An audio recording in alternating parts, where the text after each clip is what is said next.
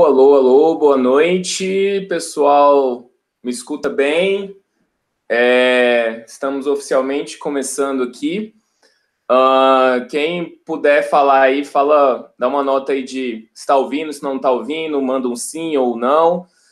Não está. Se quem estiver escutando, manda um sim. E a gente vai acompanhando. Vai lá, pessoal, mandar um sim ou não, só para saber se a gente está bem, se a gente está conseguindo, se vocês estão conseguindo ouvir a gente. A gente tem um delayzinho. Fala alguma coisa aí também, Clécio. Olá, pessoal. Todo mundo me ouve? O pessoal falou que o som tá ok. Bom, vocês vão avisando, gente. Como é que funciona aqui? A live do YouTube, ela tem um pouco de delay, então às vezes vocês vão falar e vai demorar um pouco para a gente ter esse retorno. Mas qualquer momento em que vocês estiverem sem som ou alguma coisa assim, avisa no chat. Eu estou tentando acompanhar aí nos dois lados, tanto aqui a conversa com o Clécio, como os comentários de vocês também, tá? Bom, então acho que a gente pode, né, Clécio, começar oficialmente aí, dando uma boa noite para todo mundo. Aqui é a nossa primeira Maker Talk, né? Ou seja, a gente conversar com pessoas que estão procurando, né? Não só trabalhar com a questão da tecnologia em sala de aula, não só a questão da robótica, mas principalmente uma questão de inovação, de trabalhar de uma forma inovadora, preparando, né, os alunos para esses desafios do século XXI. Eu queria saber de vocês, eu quero saber, tem algumas pessoas já na sala, acho que a gente tem quase 10 pessoas aí. Se o pessoal puder falando aí de onde vocês são, queria saber até onde a gente está chegando aí no nosso impacto. Então, mas enfim, enquanto vocês falam aí, e eu vou dando uma bisurada aqui do lado que vocês estão comentando, a Maker Talks é isso, né? Hoje a gente vai encontrar com o Clécio, ele vai contar um pouco aí da jornada que ele tem feito antes da robótica, onde ele já fez muitas atividades bem legais também. Vamos falar um pouco do momento que a gente se encontrou, né? Onde eu tive a oportunidade de ministrar um workshop para o Clécio lá em Goiânia, e também falar um pouco sobre o que aconteceu depois que eu larguei ele, né? Que ele foi inventar a moda aí. Então, acho que vai ser um bate-papo bem enriquecedor de como a gente consegue aplicar na prática, desmistificar um pouco a questão da robótica, que não é coisa do outro mundo, e como ela é aplicável, né, nas outras matérias. Bom, tem galera aqui, ó, Malbisol, de Novo Hamburgo, Rio Grande do Sul. Pô, massa demais. Luiz Almeida, São Bernardo do Campo. Daniele Rocha, de Santa Maria, pô, a galera do Sul, bombando aí. Luiz Henrique, de BH. Edinaldo, representando o Nordeste aí. Alagoas. Luana Barreiros, que não falou, mas Luana, eu sei que ela é aluna minha lá no curso de Arduino, e vindo também de BH. E aí, ó, já mandou aí um BH. Edinaldo de Alagoas falou de novo aí. Paula Renata, Mato Grosso do Sul. Tá bacana. Tem uma galera aí de vários lugares. Muito bom. Bom, o que acontece, pessoal? Hoje a gente vai falar... algumas pessoas, elas vieram me questionar quando eu passei esse texto, né? Tipo, cara, como usar robótica e programação para produção de texto? E teve até algumas pessoas, cara, como assim? O que tem a ver uma coisa com a outra e tal? Eu já trabalho com o Scratch há muito tempo, nunca vi conexão nenhuma com isso. Na verdade, eu também não via até o Clécio me falar sobre essa conexão. E eu acho que é isso que é muito interessante, né? Para quem não me conhece, né, vou me apresentar formalmente aqui. Eu sou o Luan, estou falando diretamente de Brasília. Eu sou engenheiro mecatrônico de formação, mas trabalho fortemente na área da educação desde 2014, basicamente numa inquietação que eu tinha de como as escolas não estavam preparando, né, os jovens para o desafio do século XXI. Eu digo isso muito porque o que eu vivi na pele, né, como engenheiro, Eu vim de uma faculdade federal e, basicamente, a história que me disseram é que se eu estudasse muito, tirasse boas notas, o meu futuro estava garantido, e não foi bem assim que aconteceu. Vários percalços aconteceram e eu percebi que muitas das coisas que a gente aprende, né, no universo de sala de aula está em cada vez mais desconexão com o que nós vemos no dia a dia. Então, a partir disso, eu comecei a estudar e pesquisar bastante sobre isso. Comecei a estudar sobre propostas de educação do mundo inteiro, de como fazer diferente. Encontrei iniciativas incríveis que já estavam sendo colocadas em práticas, que já eram testadas. Então, não precisava reinventar a roda, né? Não seria eu o grande criador e revolucionador da educação. Seria basicamente compilar ideias incríveis que já existem e tentar replicá-las, né? Com isso, eu fui parar numa startup de educação chamada Overdrive Eletrônica, que queria levar aula de robótica e programação para a sala de aula, trazer um tal de movimento maker, que a gente vai comentar um pouco aqui também. E acabou que isso me permitiu conhecer várias escolas, mas a startup não deu certo. E eu continuei trabalhando por conta, e eu percebi que a grande ponta do impacto aí tem que ser nos professores, né? Os professores são os que estão mais, não é perdidos, mas desamparados, eu acho que seria a palavra certa, porque muito se fala de inovar na educação, mas a gente teve uma formação completamente diferente, né, disso, então é muito complicado a gente falar, professor, vai ensinar programação, robótica, vai falar de metodologias ativas, sendo que ele nunca nem experienciou isso na vida dele e nunca nem aprendeu. Então, tentando suprir esse gargalo, eu criei primeiramente um curso chamado Scratch para professores, que de uma linguagem de programação, o Scratch é uma linguagem de programação criada no MIT para que crianças a partir de 8 anos se expressem através da programação, criando jogos, animações e o que mais estiver na mente delas. Nesse curso também tinha uma etapa de Arduino, né, onde a gente aliava o Scratch com o Arduino. Então, o Arduino ele é uma ferramenta muito barata para criar protótipos de programação em robótica, a gente vai falar um pouco disso também, e foi muito bacana essa experiência, e tão intensa a experiência do Scratch para professores que eu abri um outro curso numa pegada mais de afunilar e aprofundar no Arduino. É um curso chamado Arduino do Bloco ao Código, que a gente está na nossa segunda turma. A primeira turma foi no semestre passado, foi uma experiência muito legal. Professores de todas as regiões do país, de várias áreas, desde a geografia, filosofia, artes, matemática, física, enfim.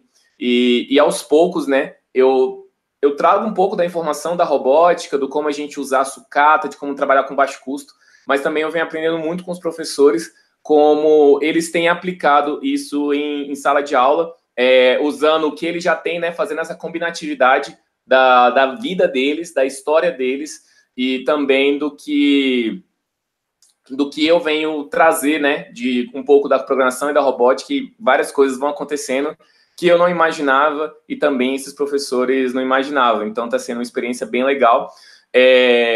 Eu conheci o Clécio, também a gente vai falar um pouco sobre isso, num workshop, né, no workshop presencial que eu fui convidado para fazer na Federal de Goiânia, pela professora Juliana, que é uma amiga em comum nossa, e foi muito legal, mas eu acho que agora a gente já... Eu vou deixar de ser egocêntrico aqui, não vou falar mais de mim, vou pedir para o Clécio se apresentar, falar o que ele vai fazendo e a gente vai batendo uma bola aí para ver como é que o Clécio está trabalhando nessa jornada. Então, fala aí, Clécio, se apresenta o pessoal aí, fala o que você faz, o que você anda fazendo, enfim. Então, olá pessoal, boa noite. A experiência é nova para mim, eu estou aqui ainda tentando me situar nessa live.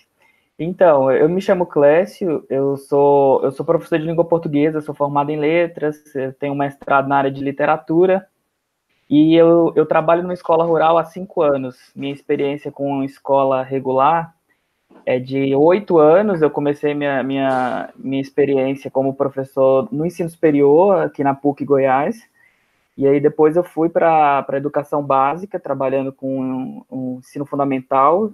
E aí, dos meus 8 anos de experiência no ensino fundamental, 5 eu estou numa escola que é onde eu venho realizando um projeto que eu chamo de Looking for Heroes. Inclusive, eu convido vocês a entrar em todas as nossas plataformas. Tem um site, tem canais em todas as redes sociais. E E esse projeto nasceu de uma angústia, né, de querer ser mais relevante, de uma certa revolta com esse ensino que é muito, que me massacrou. Eu sempre falo assim para as pessoas, para situar todo mundo assim, de onde eu falo, né? Eu fui um aluno que reprovou 3 vezes em matemática Não e sabia ficou de dessa história. recuperação. Então, Nossa. eu não fui um aluno modelo, eu reprovei 3 vezes em matemática, fiquei várias vezes de recuperação em outras disciplinas. Eu tive uma vida escolar assim, marcada por, ao mesmo tempo que eu não tirava notas boas, eu me sobressaía falando e tendo ideias. Mas na minha época, ser criativo não contava para nota, então eu reprovava muito. E aí eu acho que eu trouxe isso para minha experiência como professor e nos meus 8 anos como professor, mesmo na PUC, eu já tentava fazer algo diferente, mas principalmente nos meus últimos 5 anos agora, 4 anos na verdade, eu acho que eu venho conseguindo ser mais assim um professor inquieto, assim, bem professor pardal, levando tudo para a sala de aula e vendo o que pode ser feito junto com os alunos, assim. E aí eu venho compartilhando toda essa experiência dentro dessas plataformas que eu chamo de Looking for Heroes, que tem um site, e os canais nas redes sociais. E junto com isso também eu venho viajando o mundo aí, conhecendo escolas.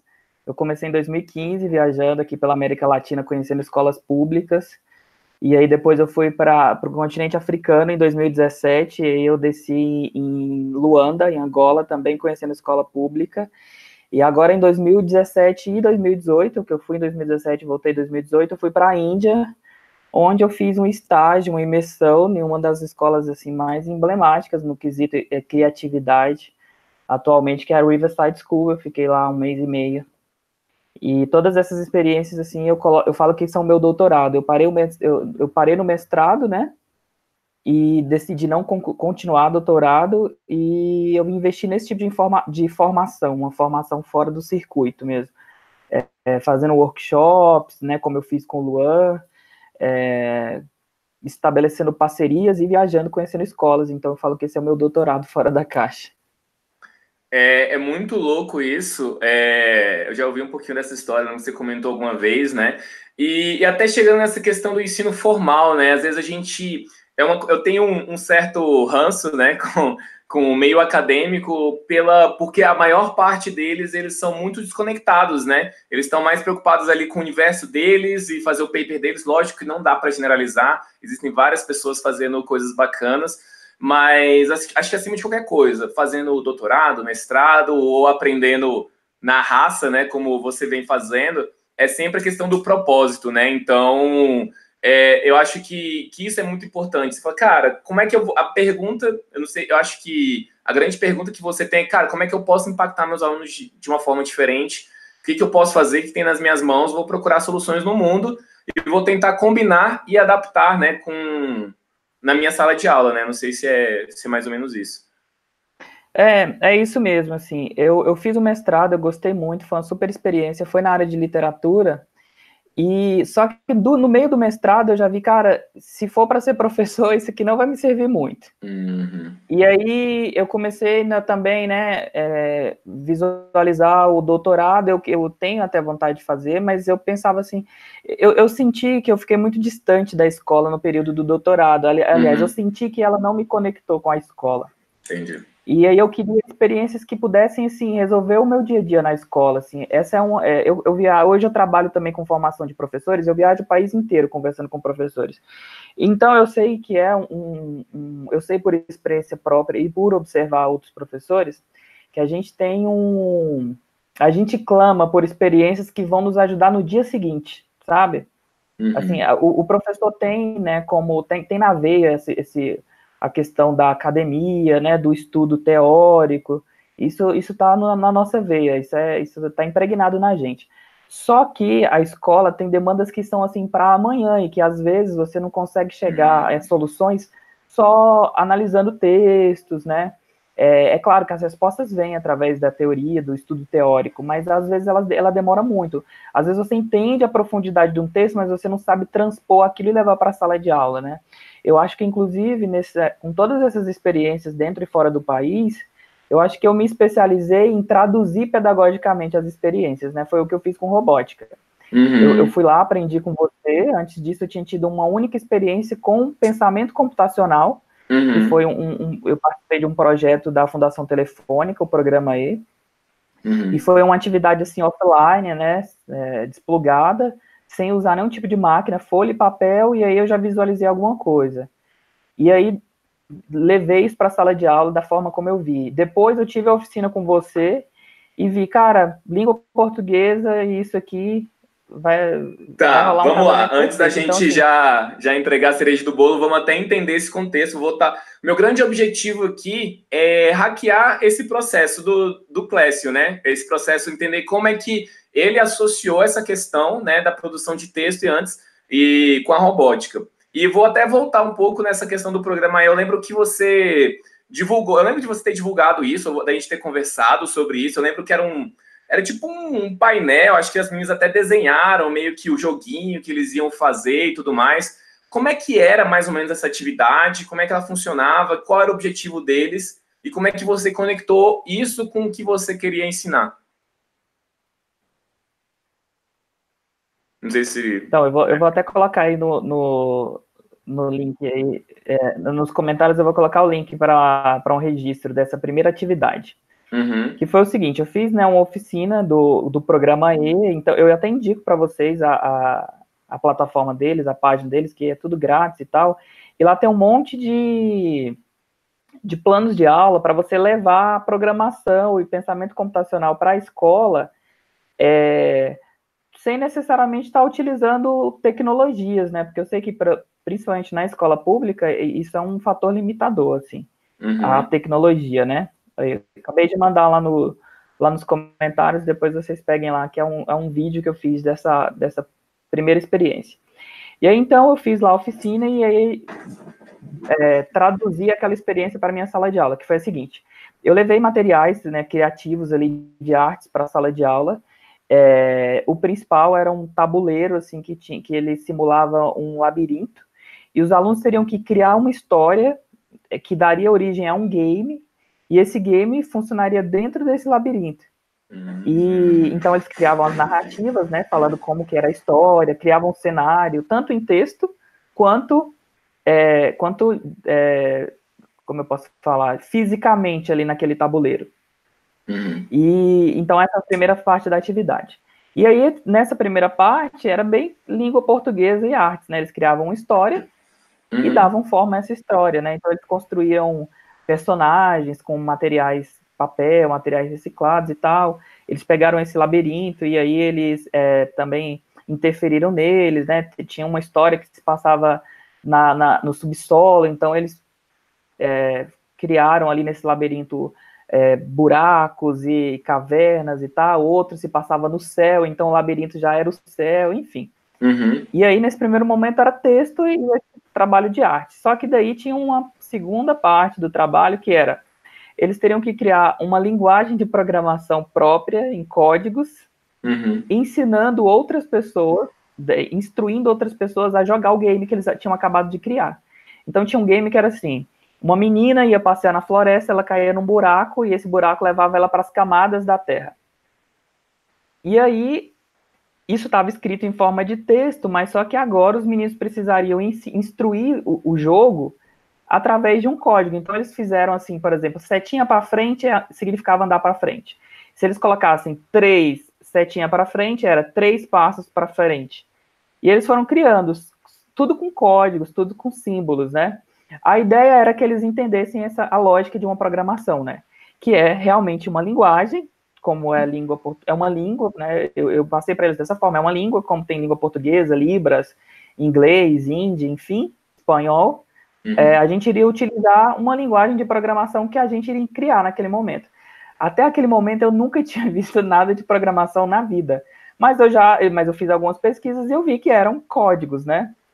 Sim. E como eu não tinha como ensinar para eles esses códigos, e também não era um objetivo naquele momento, eu queria que eles visualizassem essa ideia de que máquinas, você comunica com ela através de uma linguagem de programação e ela executa tarefas que você decide, né? Sim. E aí foi isso que eles criaram ali, então. Eles criaram um jogo E a instrução para utilizar aquele jogo ia em forma de uma linguagem de programação que eles haviam criado. E aí as crianças pegavam um dicionário criado por eles também, né, onde estava lá, se tiver setinha para frente, andar para frente. Se tiver um número, a quantidade de funções que ele vai ter que executar, né, daquele símbolo ali especificamente. Aí foi assim.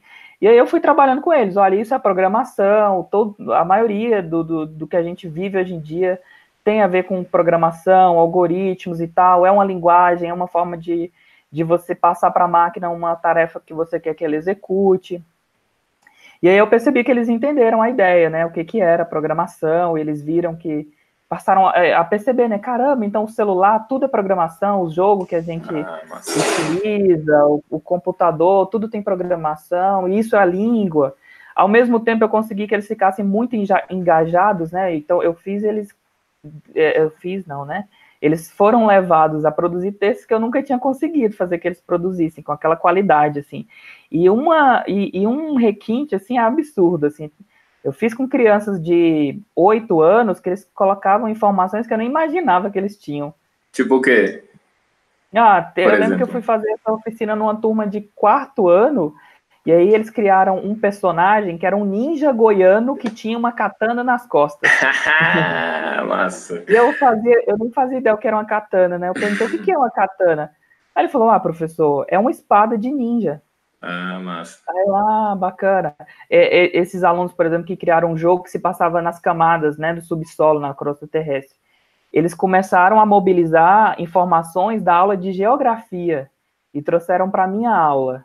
Talvez se eu tivesse pedido um texto sobre as camadas da Terra, eles não teriam tido a mesma motivação em mobilizar essas informações, em lá dentro da memória deles e buscar.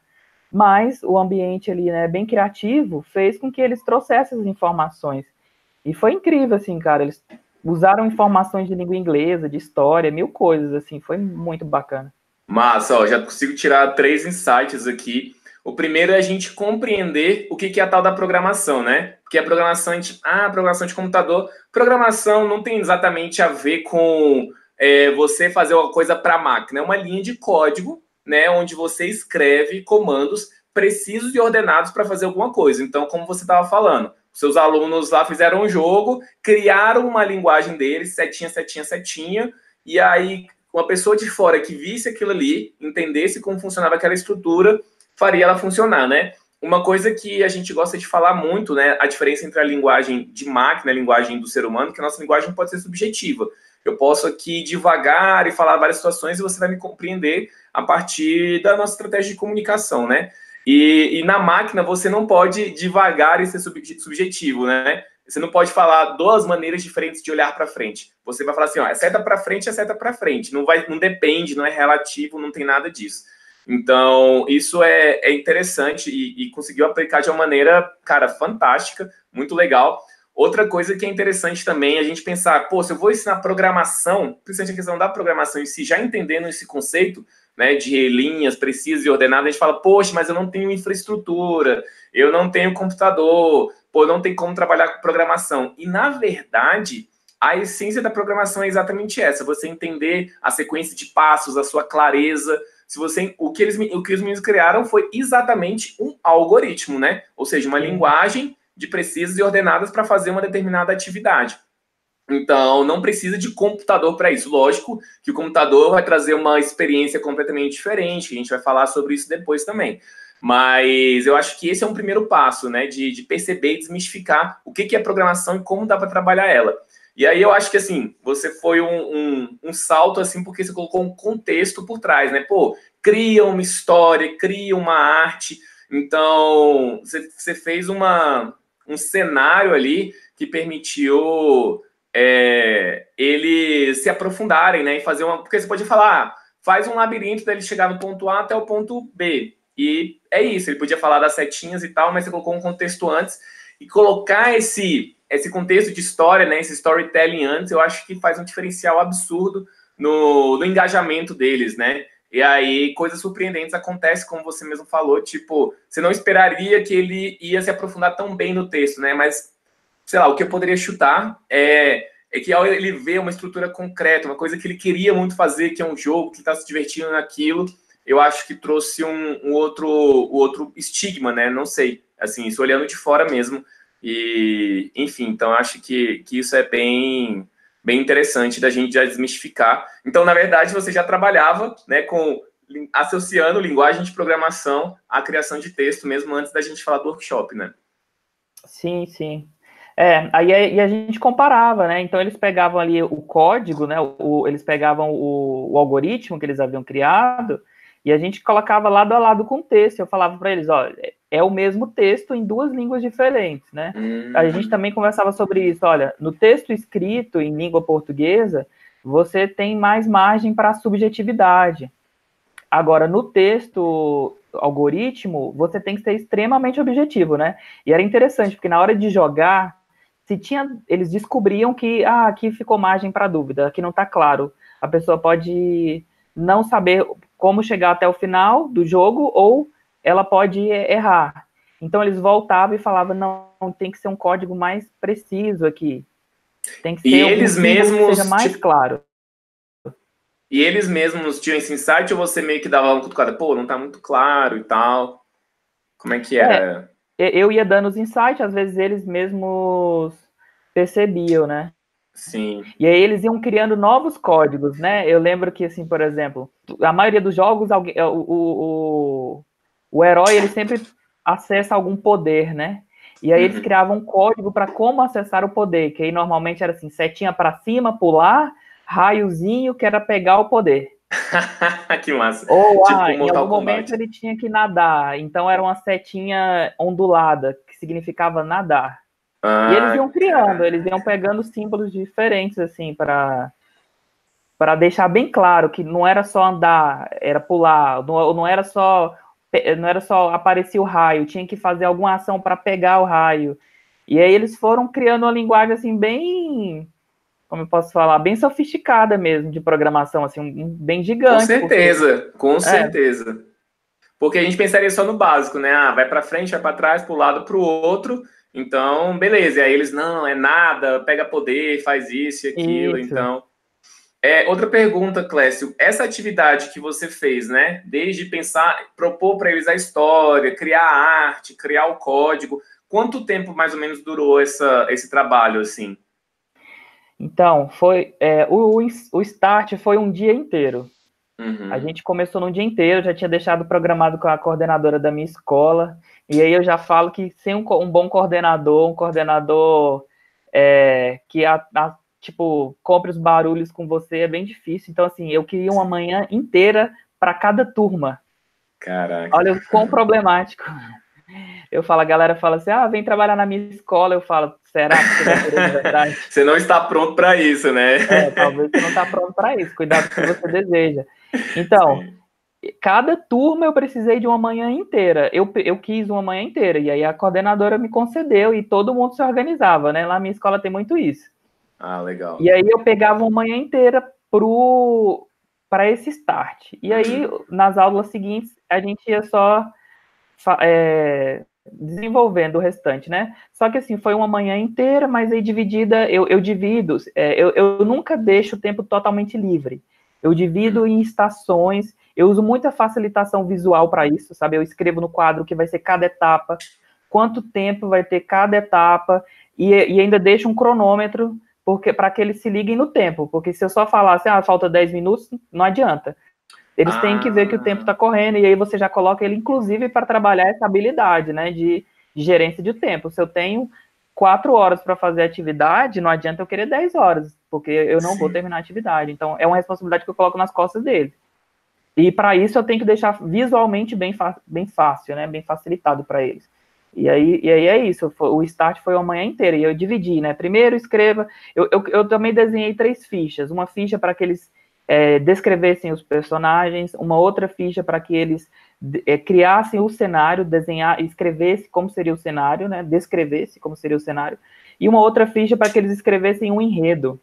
Então foram 3 textos, só para começar. Caraca. Num segundo momento, eles pegaram as fichas descritivas de cenário, história e mais o cenário, personagem, enredo, eles pegaram essas 3 fichas e aí foram transpor pro tabuleiro. Aí eles foram dar forma mesmo. Né? Eles foram ser maker, assim, né? No grosso da palavra. E isso já foi uma segunda etapa, uma próxima etapa. E eles trabalharam em grupo também. Eu gosto muito de trabalhar em grupo. Sim. Quantos alunos por grupo para montar um trabalhozinho 4. desse? 4, né? 4 alunos, é. E assim, cara, eles mega souberam se organizar, dividiram entre eles. E aí, eu tinha um aluno, cara, que ele não escreve. Isso eu fiz em agosto, comecei em agosto do ano passado. A gente teve um aluno que chegou para nós no início do ano sem escrever. E aí eu dei um nome para. Eu gosto de dar nomes para as funções, isso tudo vai facilitando para eles entender, né? Então, ele tinha a função do escriba. O escriba ele não precisava ser necessariamente o cara criativo, mas ele precisava registrar. E esse menino que chegou para a gente no início do ano sem saber escrever, ele foi o escriba do grupo. Caraca! E ele assumiu a escrita das 3 fichas. E conseguiu desempenhar bem a atividade e tal. Total, total. E aí eu pedi uma professora para me ajudar. Foi assim, eu comecei a fazer na turma do 6º ano, e eu fui na professora do pré e falei, olha, eu quero fazer com seus alunos, mas eu queria que você viesse ver eu fazendo com os meus para você me ajudar a adaptar para os seus alunos do pré. Aí então ela veio e aí me ajudou também, né? Ali, porque Sim. exige muito de você, eles ficam muito excitados, eles querem muita ajuda. Eu falo assim, começa numa sexta-feira, porque você tem um sábado para descansar. Você começar isso na segunda-feira. Você fica esgotado, assim, né? E é estratégico, é estratégico. Começar na segunda-feira, você vai ter uma semana inteira para talvez Sim. Não seja o mais Você positivo. consegue reinventar a atividade, vamos supor, tudo que deu errado na sexta e tudo mais, você, vou chegar segunda, consigo replanejar para pegar uma semana que realmente vai ser pancada, mas muito melhor estruturado naquele primeiro teste inicial, né? Sim, os próprios alunos também, eles revêm, eles voltam assim, eu pensei melhor, eu quero uma história, minha história não ficou muito boa, ou quando eles descobrem que eles vão ter que fazer o algoritmo, eles falam, ficou muito complexa e eu vou ter muita dificuldade em transformar em algoritmo. Esse final de semana, todo mundo dá uma maturada nas ideias e volta na segunda-feira mais sabendo do que vai fazer. Legal, legal. Então, assim, na verdade, você fazer esse início de sexta-feira, com cada turma foi numa sexta-feira, ou foi tipo assim, com a turma do 6º ano foi sexta, aí no primeiro ano eu fiz segunda, terça, sei lá, ou não? Sempre começava na sexta? A primeira vez eu fiz numa sexta, porque era novo para mim também, né? Tá. Aí depois eu fui pegando o dia que dava mesmo, porque eu já estava mexendo nas aulas de todo mundo, né? Aí eu também não quis exigir tanto. Não dava pra... Aí no primeiro dia eu vi como é que ia ser o ritmo e tal, assim, eu sempre, quando eu levo algo novo para os meus alunos, eles sabem que é um teste para eles e para mim, então eles sabem que algumas coisas podem ser mudadas no meio do percurso. Então eles não me cobram, eles não reclamam assim, mas não é assim e tal. Eu já falo para eles, olha, pode ser que a gente mude porque é novo. E isso ajuda bastante. Legal. Então, na verdade, seus alunos eles entraram numa cultura de inovação em sala de aula, né? Então, como você já faz algumas loucuras, né, em sala de aula, ele já, lá vem mais uma invenção do Clécio, vamos dar tempo a ele, né? Vamos dizer assim, tanto tem uma certa compaixão, porque inovação tem muito disso, né? A gente fala muito de, tem que inovar em sala de aula, tem que fazer, mas a inovação, ela traz muito risco, por isso que ninguém quer. Porque a inovação, você não sabe o resultado. Cara, uma aula expositiva, por que a aula expositiva ela é muito tranquila? Porque você sabe exatamente qual vai ser o percurso. Você vai anotar, os alunos vão responder, você sabe até a hora que ele vai fazer aquela pergunta, né? É quase uma orquestra que a gente tem ali. E aí, quando a gente vem com uma atividade inovadora, você não sabe o que vai acontecer, porque pode ser incrível, pode ser fantástico, como você falou. E pode dar tudo errado, pode ser uma porcaria, e você se frustrar. E aí, geralmente, quando a pessoa não inova e ela vai trabalhar de forma inovadora, ela vai se estrepar porque ela nunca fez aquilo. E aí ela vai falar, cara, eu tô inventando moda, eu vou fazer o que eu sei fazer, não vou tentar inventar moda e vou jogar no garantido. O que acaba sendo uma perda, né? Porque é no processo do erro, né, que você vai percebendo novas perspectivas, tanto para você como para os seus alunos, né? É loucura o professor levar projetos achando que ele já está pronto. Assim, o design thinking ajuda muito a gente nesse sentido, né? Porque você está sempre no movimento de teste e de melhoria do projeto. E isso tem que ser passado para o aluno, sabe? A gente fica querendo passar para o aluno que a gente tem controle sobre tudo, e é a maior bobeira, porque isso é um peso gigante sobre as costas da gente. Assim, eu não gasto tempo com isso, sabe? Quando o aluno me cobra isso, eu falo, olha, colega, comigo não, eu não vou te prometer 100% de satisfação, porque a gente trabalha, é gente trabalhando, a gente está fazendo coisa nova, a gente pode pegar do livro que está prontinho. E aí vai ser mais fácil de controlar. Mas eu não sei se você vai querer isso. Vocês querem isso? Eu jogo bem real com eles. Agora, se você quer um negócio novo, vamos testar todo mundo e não me cobre perfeição, porque estamos testando. Então, somos todos cientistas aqui. Legal, legal. E a gente estava conversando mais cedo, até vou voltar um pouco atrás, né, da sua história, que quando você chegou na escola e você começou a propor para os alunos atividades novas, como é que eles se sentiam? Eles preferiam fazer as atividades as atividades tradicionais, de copiar e tudo mais, ou eles achavam legal fazer as atividades diferentes? Como é que era essa experiência aí? Olha, eu acho que a minha primeira proposta inovadora foi conversar nas aulas, porque não se conversa nas aulas, né? Língua portuguesa e você só escreve e lê. Sim. E aí eu lembro que os meus alunos, eles tinham uma resistência muito grande, eles assim, chegavam a fazer voz de choro e falavam assim, não, professor, por favor, vamos parar de conversar, vamos escrever. Eu percebia que exigia muito deles a conversa, e eles ficavam assim, esgotados, sabe? Porque eu pergunto, põe eles para falar, e eles não estavam muito acostumados com aquilo, e eles assim, imploravam, para de conversar, vamos parar, vamos copiar. Eles me pediam, vamos copiar, vamos parar de conversar. Mas eu ia insistindo, eu sempre tive muito, assim, a minha coordenadora lá, ela se chama Daniene, e assim, ela não tem essa cultura de inovação, mas ela confiava muito em mim, sabe? Uhum. E aí ela falava, não, você continua, se você acredita nisso, continua, eles vão aprender com você e tal, porque eu acredito muito que se você não desenvolve a fala, a escrita vai ser muito difícil, né? Se você não conversa sobre um assunto, como é que você vai escrever sobre aquilo? Então, a primeira vontade de inovar foi essa e eu tive muita resistência. A minha maior resistência na escola foi dos alunos, eu nunca tive resistência do grupo. Mas dos alunos eu tive. Aluno fala que quer coisa diferente, mas ele também não está tão disposto. Porque coisa diferente exige de todo mundo, exige de mim, exige deles. Às vezes até mais dele do que de mim. Sim. Não, então pronto. Era esse o ponto, né? Essa questão dos alunos exigirem, pô, não aguento mais essa aula chata, blá, blá, blá, não sei o quê. E aí você vem com uma proposta inovadora e aí tira eles da zona de conforto, né? E de uma estrutura passiva, porque é só absorver. Eu posso sentar lá, fica lá 50 minutos ouvindo você e não dá tanto trabalho como, tipo assim, pô, agora eu tenho que falar, eu tenho que pensar numa ideia para falar pro professor e essa ideia não pode ser muito mal estruturada, porque não sei o quê. Então, o aluno vai tendo que trabalhar assim e é o tal da metodologia passiva e ativa, né? O que você estava fazendo era ativo, ou seja, cara, eu quero extrair o conhecimento de você a partir do que existe na sua realidade, né? Eu quero que você construa e a gente vá construindo junto, né? O conhecimento. Só que dá trabalho e exige persistência. E eu acho que, assim, você até estava comentando comigo antes, né? Tem um pouco dessa, vamos dizer assim, sorte, né? Que você tem uma equipe bacana, uma equipe que acredita, né? Então, eu acho que isso realmente faz muita diferença. Acredito em dois espectros, na verdade, né? Realmente ter alguém que acredite é bem bacana, ou então, às vezes, a gente vai correndo, vai mostrando, porque tem aqueles, vamos dizer assim, coordenadores São Tomé, né, que só acredita vendo. Então, às vezes, você tem que ir correndo por fora ali, e quando você já mostra um projeto, assim, você mostra, sei lá, eu fiz alguma coisa, eu começo a ver algum resultado, as coisas vão andando.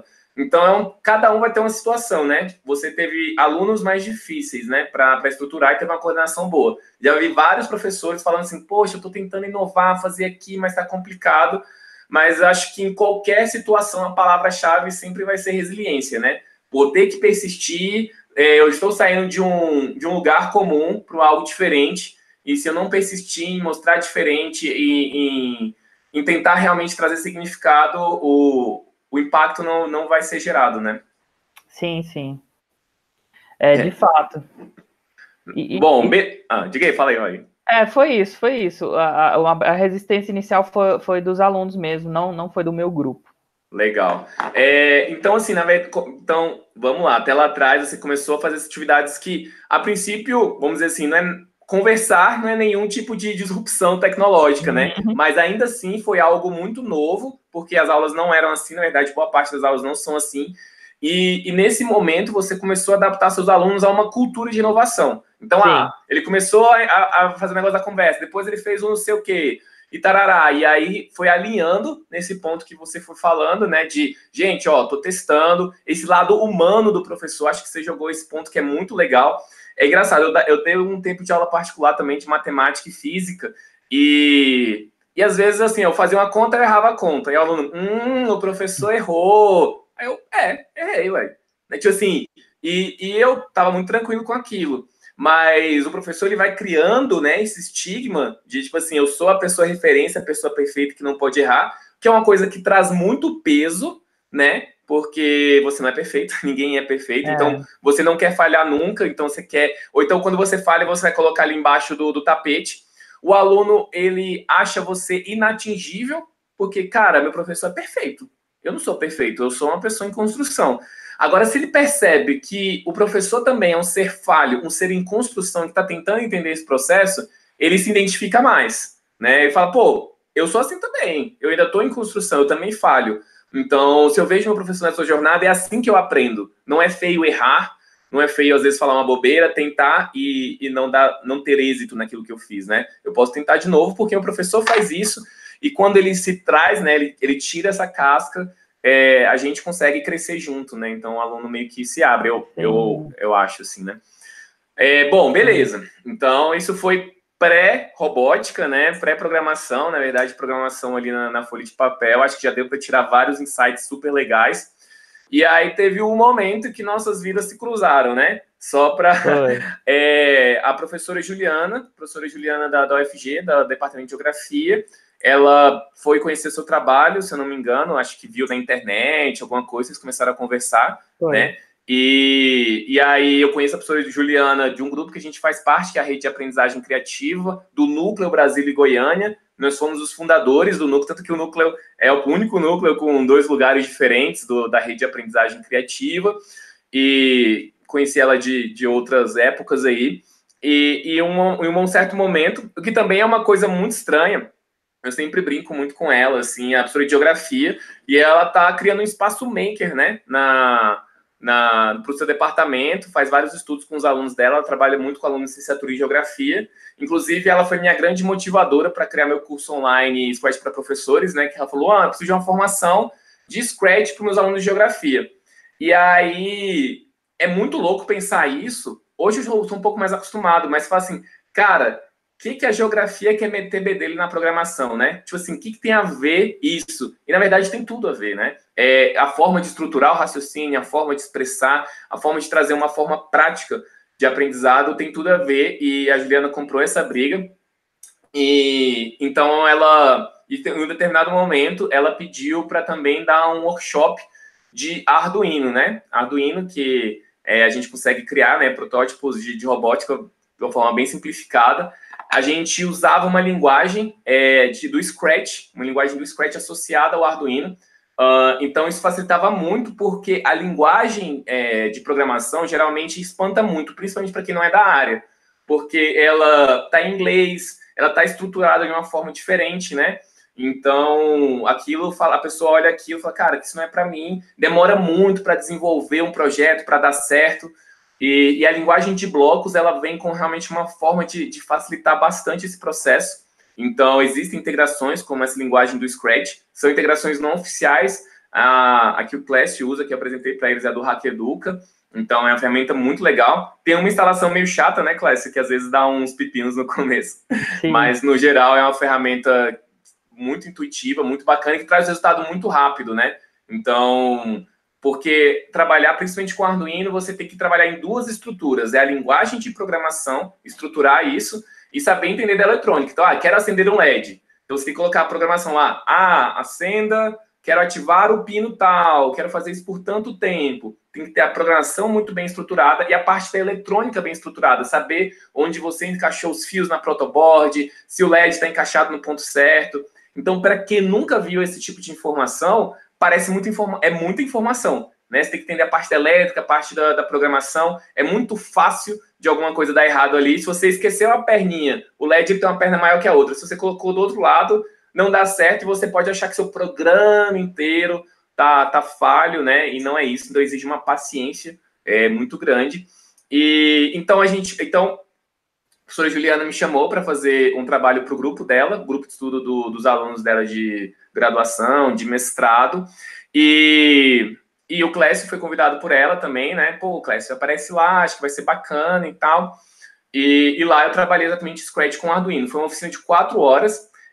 Cara, eu falo isso várias vezes, que 4 horas é um tempo bem bacana para dar essa faísca. Então, nessas 4 horas eu ensinei o básico do básico da eletrônica, né? Como acende um LED, ensino básico da programação, a gente discute um pouco sobre aquilo. Então, as primeiras 2 horas que a gente teve ali foi explicando essas estruturas, fazendo todo mundo fazer o mesmo programa padrão de acender um LED e tudo mais. E depois, as outras 2 horas seguintes, eu propunha um projeto. Tipo, gente, se vira, faz alguma coisa aí. A Juliana, a professora Juliana, tinha várias tralhas, né? Vários papelão, tinha tampinha de rolha de vinho, tecido, né? E aí, uma coisa que é interessante, um ponto que eu vejo que é importante também a gente trabalhar essa parte tanto de programação como também criatividade. Vamos supor, eu te ensinei a acender um LED. Aí você, acendi um LED. Agora cria o que quiser. Você, cara, eu não sei o que eu vou criar. Eu não sei, tipo assim, eu não sei as limitações dessa ferramenta, eu não sei o que fazer. Então, geralmente, eu passo um videozinho com trabalhos que outras pessoas já fizeram. Gente, esse aqui é Aí a pessoa, fiz a musiquinha com LED, né? O Scratch ele é muito legal porque você consegue... no momento que você acende um LED, você pode associar um som, então você fica meio que num teclado musical, então isso já é bem interessante. E você pode mexer em outros elementos e tudo mais. E o que o Clécio falou, eu identifico bastante, inclusive com os professores, você falou muito sobre a importância de delimitar um horário, né? Então, eu falei assim, gente, esse primeiro bloco, essas primeiras 2 horas a gente vai falar sobre isso, essas outras 2 horas vai fazer sobre aquilo. Eu confesso que eu não tenho exatamente a organização que você tem, mas eu acho que isso é muito importante quando a gente trabalha atividade de criatividade, porque a gente fala assim, aluno, faz o que você quer. Se ele não tem a urgência de falar, cara, eu tenho que entregar isso em meia hora, 1 e meia, ele vai devagar, vai ficar viajando na maionese e não vai terminar o projeto. Então, um ponto também que eu deixei claro no workshop foi, cara, vocês vão ter que fazer em 2 horas um projeto e se vira. E aí eu queria que você compartilhasse um pouco como é que foi a experiência ali para você no workshop de Arduino, como é que alguém que nunca tinha mexido com isso, naquelas 4 horas, como é que foi esse processo de descoberta, né? Cara, em primeiro lugar, eu fiquei com medo, assim, né? Pensei que eu ia passar vergonha. Ainda Sim. mais que hoje, como a galera já me tem, assim, como um professor inventivo, né? Inovador, hoje em dia eu já fico com medo, porque eu penso que as pessoas esperam mais do que realmente eu tenho para entregar. Sim, Eu aumentou muito o fui sarrafo. realmente com esse pensamento. Eu fiquei assim, será que eu vou chegar lá para passar vergonha? Porque para mim era algo muito novo mesmo, né? E assim, da metade para o final, eu vi que, cara, é possível. E olha que eu já tinha tido a experiência de programação offline com os meus alunos, desplugada, mas eu ainda imaginava que realmente usar um programa para programar era um negócio assim muito distante da realidade. E não foi, cara, assim, eu lembro que a Juliana, ela fizemos duplas, né, e trios lá, Sim. E aí eu lembro que ela se reconheceu mais na programação em si, e eu me reconheci mais com o trabalho com o hardware e tal. Tanto que naquele momento eu saí com mais inseguro com relação a programar, mas assim, ciente de que era possível, e com mais segurança no trato com o Arduino, né? Então eu passei a estudar, comprei o kitzinho Arduino, fui lá, comprei o curso do Luan, online, comecei a fazer e tal, montei um programa de 6 meses para os meus alunos, e falei, cara, vou levar porque, tipo, o trabalho, ele é muito intuitivo até, eu acho ele bastante um investimento, assim, em autoestima, porque você, cara, você pode ter 50 anos de profissão. E aí você vai lá e faz o LED funcionar. Aí você pensa assim, cara, eu posso ir para a NASA. É quase isso. Desce o óculos assim, ó. Pô, É tipo isso. Eu falei assim, cara, isso aqui... Eu até nem tinha tanta eu nem imaginava muito, eu ainda não estava estudando sobre, teoricamente, né, sobre a coisa, e eu nem imaginava muito como aquilo iria ajudar em língua portuguesa, mobilizando habilidades que são importantes para a língua portuguesa. Eu pensei assim, não, vai ser uma atividade bacana para pôr os meninos para trabalhar em grupo, para eles trabalhar foco, concentração, porque, de fato, eu tenho um problema seríssimo de concentração e quando eu estou programando eu esqueço do mundo, assim, sabe? Eu faço, sei lá, eu faço códigos gigantes e eu nem vejo o tempo passar. E eu pensei assim, eu fui um aluno problemático, com dificuldade de aprendizado, então eu miro muito em mim, para o meu aluno, né? Eu falo, não deve ser Você tão é a diferente. referência, né? Pô, se eu tenho esse DDA, se eu consigo, todo mundo consegue. É tipo isso. Então eu vi, cara, vou levar. E foi assim. Eu lembro que o mês de dezembro do ano passado, eu acho que nosso workshop foi entre novembro e dezembro. Por aí. E Acho que aí, foi meados de outubro, assim, quase outubro, certeza. foi mais pro final do ano, né? Isso. E aí eu passei dezembro, janeiro estudando, montei um programinha de 6 meses para os meus alunos. Tá, pera aí, eu vou te parar agora, vou voltar um pouquinho, até Tá. antes da gente entrar nisso aí, que essa parte é importante, a gente vai destrinchar isso daí. Bom, então você participou de algumas coisas. Você falou assim, pô, achava que programação era uma coisa do outro mundo, tinha programado lá no papel, e aí eu não imaginava que eu era capaz. Eu acho que a gente pode até ver aí 3 grandes pontos, né? O importante mais ali a lógica de programação e que você já tinha trabalhado com seus alunos, né? Essa ideia do algoritmo em si, né? Comandos precisos, comandos ordenados e tal. Quando você chega numa estrutura como o Scratch, que é uma linguagem de blocos, ela também é muito lúdica.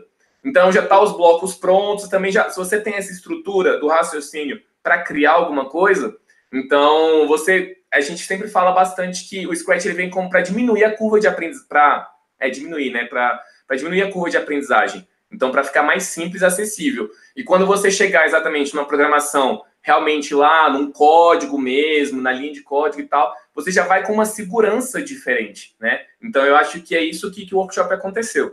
Mas o ponto que eu queria chegar, na verdade, talvez seja um dos grandes motivos que eu estou fazendo a live, você participou de um workshop de 4 horas, e aí você já saiu dali, cara, eu vou implementar um projeto de robótica, e um mês depois você conseguiu começar a dar início a isso? Como é que foi essa história? Você já estava começando? E aí, basicamente, você vou comprar uns kits, vou fazer as atividades e tal, e vou implementar. Foi isso.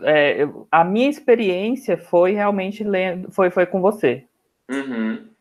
Eu comecei a estudar outras coisas agora, ter outras experiências de programação, após ter começado com os meus alunos. Mas para começar, foi só o workshop com você e depois o seu curso. Sim. Que é o curso da escola, né? Isso, foi a experiência mesmo. Sim. Assim, só para dizer, galera, eu tenho 3 cursos a princípio, né? Tem um curso antigo, que é o Scratch para professores, em que eu trabalhava o Scratch e o Arduino. A galera do curso do Arduino de agora tem acesso como bônus a essas aulas. O curso da escola, que é uma empresa de São Paulo que trabalha com cursos livres, e eu tive a oportunidade de gravar. É o único curso que não é exatamente uma linguagem para professores, é uma linguagem para todo mundo. A gente fala muito sobre programação e habilidades do futuro. É um curso super bacana. E, na verdade, o ponto que eu queria chegar aqui é que é o único curso meu. E depois eu criei o curso de Arduino, né, que é o Arduino do Bloco ao Código, que a gente tem a turma agora. Os cursos que eu lanço, eles têm um período muito escasso de inscrição. Então, geralmente, eu abro em uma semana, né, eu divulgo ali, geralmente mando uns vídeos antes, e tem uma semana só para a pessoa se inscrever, e acaba que a pessoa só pode se inscrever no outro semestre. E aí a pessoa, poxa, mas eu queria um curso e tudo mais, então acho que uma excelente pedida é exatamente esse curso da escola, que está sempre disponível, né, de escola.org, quem quiser olhar lá. Então é um curso bem bacana, que dá exatamente os primeiros passos com o Scratch, com o Arduino e tal. Então, assim como o Clécio, né, já conseguiu implementar vários projetos. Mas eu quero chegar em outro ponto também. Então, tá, você fez um workshop de 4 horas, como eu falei, né, o ponto que eu queria chegar aqui é que às vezes eu tenho alunos de cursos, né, de professores de cursos que, pô, fizeram o curso de Arduino, fizeram o curso do Scratch, aprenderam um monte de coisa, mas não implementa, né? Eu não sei se é o medo, não sei se é o receio. Eu acho que tem algumas características suas, assim, é um pouco do que eu estou tentando pegar aqui. Como você conseguiu implementar tão rápido, né? Então, as hipóteses, né, do que eu já conversei com você, seria um pouco dessa... Tu já tem esse espírito inovador, né? Eu acho que isso ajuda muito. Então, no final das contas, foi apenas mais uma ferramenta a ser testada, né? Das outras coisas que você já fez, então você já era muito seguro com isso. Acho que o ponto de você ter uma confiança da sua coordenação, né? Tipo assim, de trazer mais uma ideia, eu acho que isso é importante. E você me falou antes também, né, que surpreendeu um pouco o preço do Arduino, né? Sim, eu não imagino. Eu pensava que os kits eram muito caros, né? Eu pensava que não... Enfim, era uma coisa que eu não imaginava. Eu já estava trabalhando com meus alunos, mas eu ainda não... Realmente foi lá no curso, foi com você, foi no workshop que eu vi que o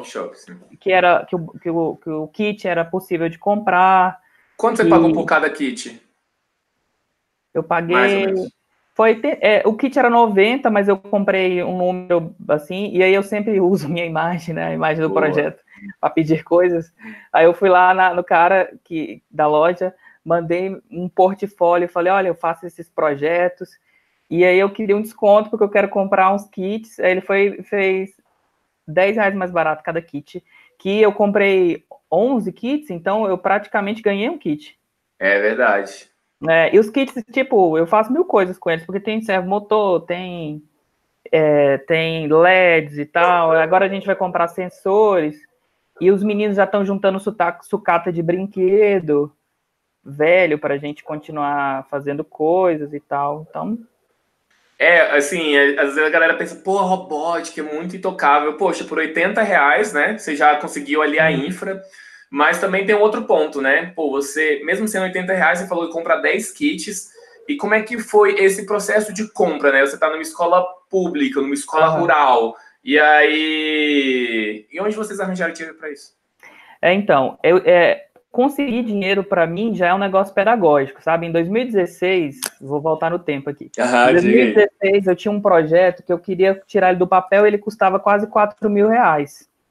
E aí eu fiz uma campanha de crowdfunding no Catarse, junto com os meus alunos. Os alunos, junto comigo, escreveram o texto da campanha, fizemos os vídeos da campanha, tudo junto, e levantamos. A gente precisava de 4.000, a gente conseguiu quase 10.000.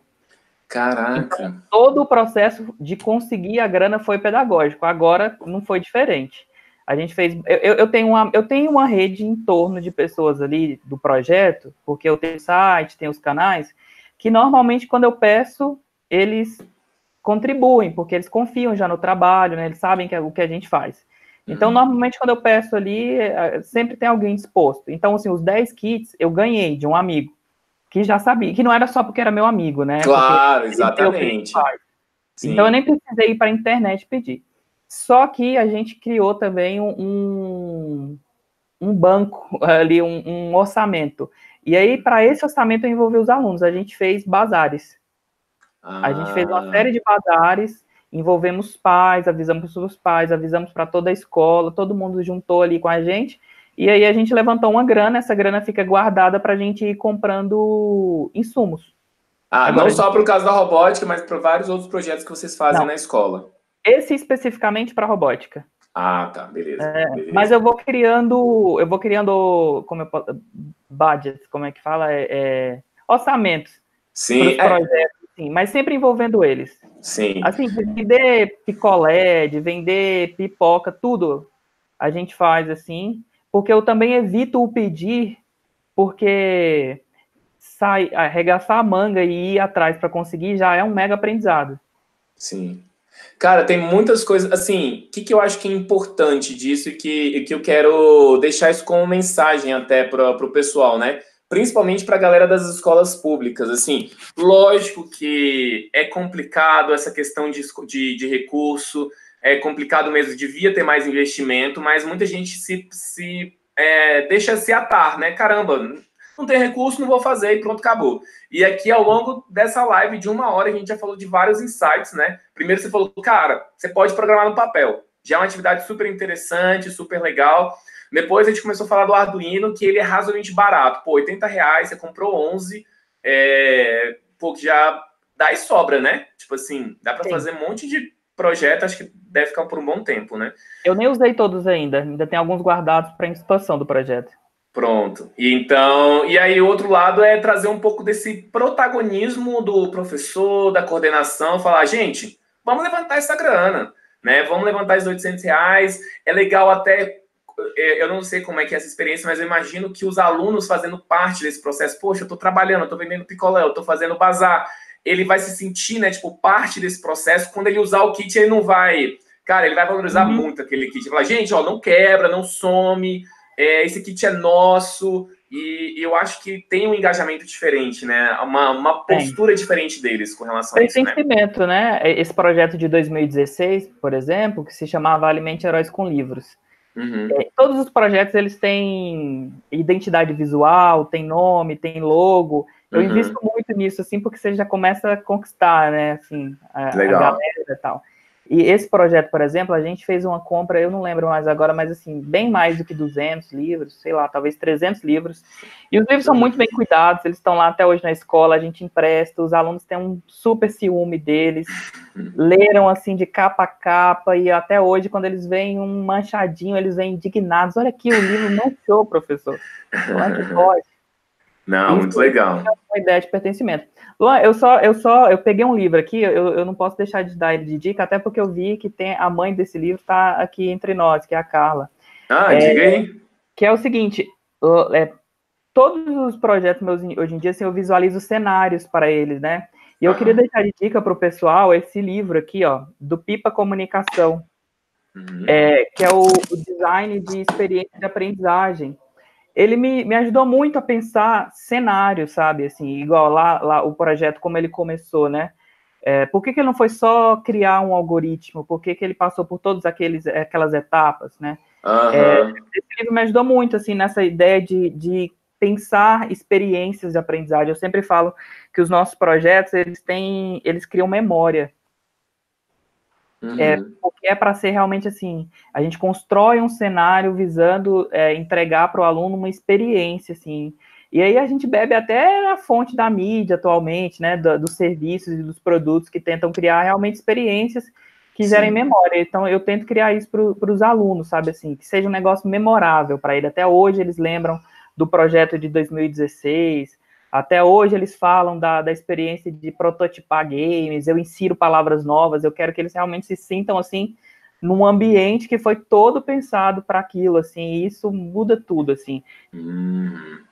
Não, cara, muito bom. Eu acho que você tocou num ponto importante, inclusive, até vou atrás desse livro aí que eu não conhecia e acho que isso tem tudo a ver. Design de experiência de aprendizagens. Eu coloquei até aqui no chat. Qual é a autora? Sei lá? É do Pipa Comunicação. Da Pipa Comunicação, né? E ele foi escrito pelo Alexandro Gomes e pelo Paulo André da Silva. Beleza. É muito bom. Cara, legal. E na verdade, assim, tem algum ditado, eu vou falar ele errado porque eu não vou lembrar direito, né? A gente vai falar assim, às vezes eu não vou lembrar o que você disse, eu não vou lembrar como você é, mas eu vou lembrar sempre como você me fez sentir, né? Então, eu acho que no final das contas é como a pessoa, se eu passei por uma experiência de aprendizagem, de uma situação em que eu saí dali feliz, eu falei, cara, eu quero aprender mais sobre isso. Eu tava vendo uma TED de uma professora pesquisadora, em que ela trabalhava numa escola técnica, começou a trabalhar trabalhos intensos de pesquisa com os meninos, e eles fizeram trabalhos incríveis, tipo fazer pele humana a partir de pele do porco, umas coisas muito loucas, assim, e o que ela foi fazendo vários projetos incríveis, vários projetos de pesquisa, e ela vai falando que a maior parte dos alunos dela vão fazer vestibular para química, porque era o que eles estavam estudando. Então, o que acaba da gente criando um encanto, até para uma matéria ou não, é sempre, vamos supor, sei lá, você gosta de matemática. Por que gosta de matemática? Meu professor de matemática era muito legal, ele era didático, ele era gente boa, ele fazia isso, aquilo. Mas o professor de biologia, não, cara, ele era chato. Então, assim, você associa a personalidade do professor a se a matéria é legal ou não, ou se eu vivi uma experiência boa ou não. Então, é do mesmo jeito que muitos alunos que passam por aula de robótica, eu quero fazer engenharia, né? E eu acredito muito, eu sinceramente acho que ele não é apaixonado pela programação e pela robótica, ele é apaixonado por tudo aquilo que envolveu, como fez ele se sentir, e aí, então, trazendo, né, essa questão de busca de experiências, eu acho que é um fator vital, e é algo, como você falou, né, algo que eu vou buscar mais mesmo. Eu falo muito no curso online, nos meus cursos online, principalmente no de Arduino, até associando com os conceitos teóricos da aprendizagem criativa, né? Que a gente fala dos 4 P's da aprendizagem criativa. O segundo P, ele fala da paixão, né? Que o aluno, ele persiste por mais tempo em uma atividade que é do interesse dele, que ele é apaixonado por aquilo e tudo mais. Então, tá muito associado, né? O sentimento que ele tem perante aquele projeto para saber se ele vai se engajar ou não. Então, quanto mais nós, professores, nos procurarmos criar experiências incríveis de aprendizagem, o engajamento vai lá em cima, né? Sim. Eu experimento isso na prática. Sensacional, cara. Muito legal. Então, beleza. Vamos lá. Então, você fez o workshop, aí você viu, pô, é barato, comecei a... outra coisa que eu queria falar também. Você falou dos bazares, da forma como coleta dinheiro, mas você deu o exemplo lá do seu amigo que investiu em você, e a gente também estava conversando isso antes, que é importante a importância de você criar uma certa reputação, né?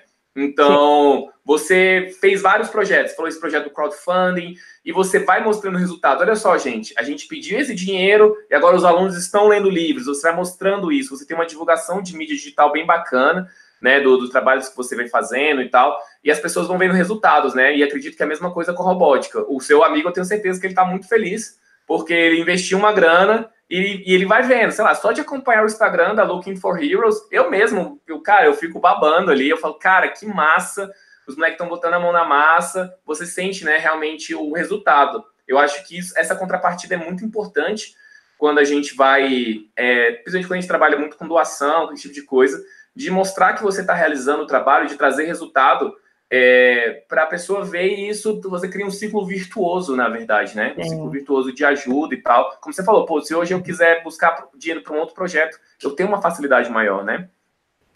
É isso, o portfólio online, né, sua presença digital é muito importante, assim. Eu tive uma certa resistência, eu acho que ela ainda existe, mas hoje ela é mais velada, por parte de educadores, não os que têm contato comigo, não, porque eles se apaixonam pela ideia logo que eles veem. Uhum. Mas, assim, eu já fui acusado de exibicionismo, de exposição e tal, assim, e para mim não é um problema isso. Eu não vejo, dentro do contexto que a gente vive atualmente, eu não vejo problema em você divulgar um trabalho de super qualidade que uma criança executa. Sim. O meu portfólio é o meu site, mas é o portfólio também dos meus alunos. É meu e deles. Tudo que está ali foi criado por nós. É bem parceria. Então, assim, eu tomo todos os cuidados, né, de estar presente, e principalmente com crianças na internet. Eu tenho autorização dos pais para isso. Os pais gostam muito de ver, eles estão ali. Tem mãe que entra no privado e mostra, reconheci a mãozinha do meu filho, meu filho viu o que está fazendo. Então, isso é muito importante também. Eu trabalho em escola rural e pública, e às vezes os pais não conseguem sair do trabalho para ver, chegam em casa, não conseguem ter um contato com os filhos, mas eles entram no YouTube, eles entram no Instagram e eles estão vendo o que os filhos estão fazendo. E isso dá orgulho para eles, dá orgulho para os meus alunos também. Então, para mim, a presença digital é um negócio normal hoje em dia, porque todos nós estamos na internet. Você pode não ter um perfil em uma rede social, mas deve ter alguma foto sua e dados seus espalhados por aí. Assim. Então, já que a gente não tem esse controle mais, por que não usar isso de forma positiva e pedagogicamente, né? Porque eu faço uso pedagógico. Não é simplesmente colocar a foto ali atrás de cliques. Eu coloco a foto ali porque ela é importante para o meu aluno, ele se vê ali, ele se sente parte do mundo, ele se sente prestigiado. Eu coloco porque para as pessoas vejam o que a gente está fazendo. Inclusive, a gente está vivendo um período em que a educação virou inimiga, e eu uso isso como trunfo, né? Quando alguém coloca na minha timeline ali crítica à escola, eu falo, oi, alto lá. Você entra nesse link aqui, você vai ver que não é isso aí que você está falando. Né? Tá documentado o que a gente faz, né? O que eu faço com os meus alunos, o que a gente produz. E isso traz para a gente assim, um monte de coisa positiva, entre elas, investidores. parceiro. Sim, sim, com certeza. E você comentou também antes, né, que até a forma como os alunos se comportam, né? Então você fala assim, sei lá, às vezes você tá ali com uma câmera em sala de aula, alguma coisa assim. Ó, gente, tem que fazer isso aqui porque o professor vai postar?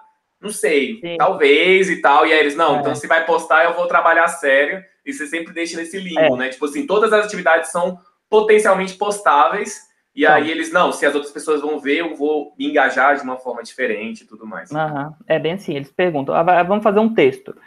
Ah, professor, isso aqui vai postar? Pode ser que sim, pode ser que não. Aí ele vai lá, volta e faz melhor, porque ele sabe que aquilo pode ser publicável. E isso tem de novo a ver com a criação dos cenários de aprendizagem, né? Porque a escola ela trabalha muito com simular ou com imaginar. Ah, imagine que você está escrevendo um e-mail para alguém. Por que imaginar? Vamos escrever, Aham. né? Ah, imagine que você vai fazer um texto igual essa semana agora. Desde semana passada a gente está trabalhando biografia.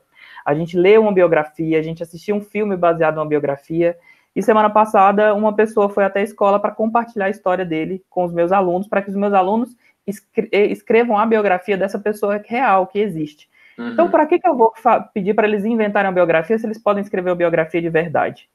Legal, E aí legal. eles sabem que, já que é verdade, alguém vai ver, pode ser publicado, então tem que ser feito com muita qualidade. Não é algo que. Porque realmente, imagine você trabalhar, produzir coisas que vão ficar dentro de uma caixa. Uhum. Ninguém tem muita Sim, motivação para isso. legal. Não, é verdade. E geralmente, até desviando um pouco do assunto, quando eu via, por exemplo, a questão da escola da Ponte, que fala assim, a escola da Ponte não tem prova. Aí, pô, por que o aluno vai estudar se não tem prova? E eu acho que existe. Avaliação é diferente de prova. Você tem outras formas de avaliar. Então, você provavelmente até dá nota por esses trabalhos que o aluno faz, mas o empenho dele não é a nota ou não. É tipo, cara, isso aqui é um produto real, né? É um As produto pessoas real. vão ver isso.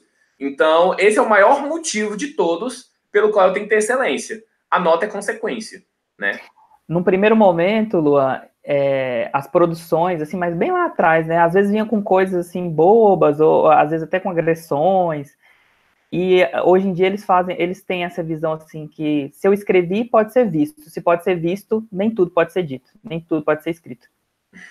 Eles têm essa consciência assim. A gente tem um mural da gratidão na escola, que foi uma experiência que eu trouxe para cá, baseado em algo que eu vi lá na Índia, Uhum. na minha experiência lá, né? Então todo mês eles produzem post-its com algumas coisinhas escritas. E aí eu vejo que eles têm assim, às vezes eles querem escrever algo que poderia expor alguém. E aí eles ficam pensando assim, como eu posso escrever isso aqui sem expor e tal? Agora, eles estão escrevendo a biografia de um amigo meu, que foi lá na Sim, escola e compartilhou com eles a história deles. E legal. aí, essa semana, eles estão escrevendo, né? E eles, professor, eu queria escrever isso aqui, mas alguém pode ler e descobrir que a pessoa quando você biografa alguém, você vai expor outras pessoas. E você tem que tomar cuidado para você não mudar uma informação, mentir, mas também não expor negativamente ninguém. Então, vamos pensar recursos para fazer isso. E aí, cara, o céu é o limite. Se você expõe um menino a uma situação de produção assim tão extrema e profunda que só uma aulinha normal de sala de aula, assim, escreva tal texto sobre suas férias, não é capaz de colocar. Porque quando eu conseguiria fazer meu aluno pensar sobre isso? Eu vou escrever sobre o Danilo, mas eu não posso expor de uma forma que alguém possa não gostar. Ao mesmo tempo, eu Sim. quero aproveitar essa informação. Ele vai pôr a cabecinha dele para maquinar. Que Ah, recurso eu posso utilizar para isso? Será que eu suprimo o nome?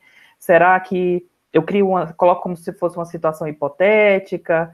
Ou eu falo de uma forma mais genérica e tal? Ele vai ter que maquinar para descobrir qual é a saída. ele repensa toda a estratégia de comunicação dele, né? Isso, ele vai pensar estratégias de comunicação, porque ele sabe que o texto não vai para dentro de uma caixa. Massa, muito legal. Bom, então tá. Agora vamos voltar à sua história. A gente estava ali no workshop, aí você, pô, angariou lá os Arduinos e, sei lá, um mês depois, mais ou menos em novembro, dezembro, você estruturou. Cara, eu vou fazer um projeto de 6 meses com um Arduino, programação e tal. Então, fala um pouco mais como é que foi essa estruturação aí. Então, eu pensei numa turma de monitores, eu comecei com monitores, então eu escolhi 2 meninas e 2 meninos, eu tenho essa preocupação quando eu prototipo um projeto, eu prototipo com turma mista, meio-meio. E eu busco prototipar os projetos, é muito importante isso. Não jogar já o projeto lá, porque as chances de erro são maiores, né? Eu falei que, beleza, a gente apresenta para o aluno a ideia de que pode dar errado e que a gente está construindo junto, mas também você não vai construir do zero junto com ele, né? Sim. Aí vira bagunça. Né? Sim. Então, eu gosto de prototipar, e aí eu comecei prototipando e, ao mesmo tempo, formando 4 monitores. E aí eu criei, bem baseado no seu curso até, viu, Luan? Acho que eu nem te falei isso ainda, né? Mas bem baseado. Não. Lá do da escola, né? Da escola, eu criei ali toda segunda-feira, 3 horas de aula com esses alunos, esses 4 alunos, bem baseados nos projetos ali que você ofereceu. Sim. Eles até chegaram a ver vídeos de você falando e tal, do que era programação. Eles te têm como referência em programação. Olha aí. O Luan é a referência. Olha o perigo, né? Assim, a gente tem referência aí. Pois é, na programação é você a referência deles. Sim. E aí foi isso. Aí eu coloquei a aula 1, eu vou apresentar para eles as partes do Arduino.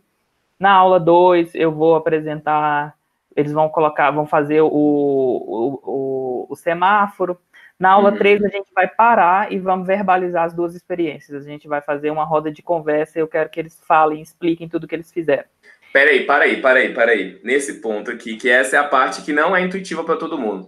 Você está ensinando robótica, você está ensinando programação e tu entrou numa roda de conversa, explica, eu queria que você aprofunde um pouco melhor nessa história aí, porque isso é diferente. Eu criei uma Por que isso?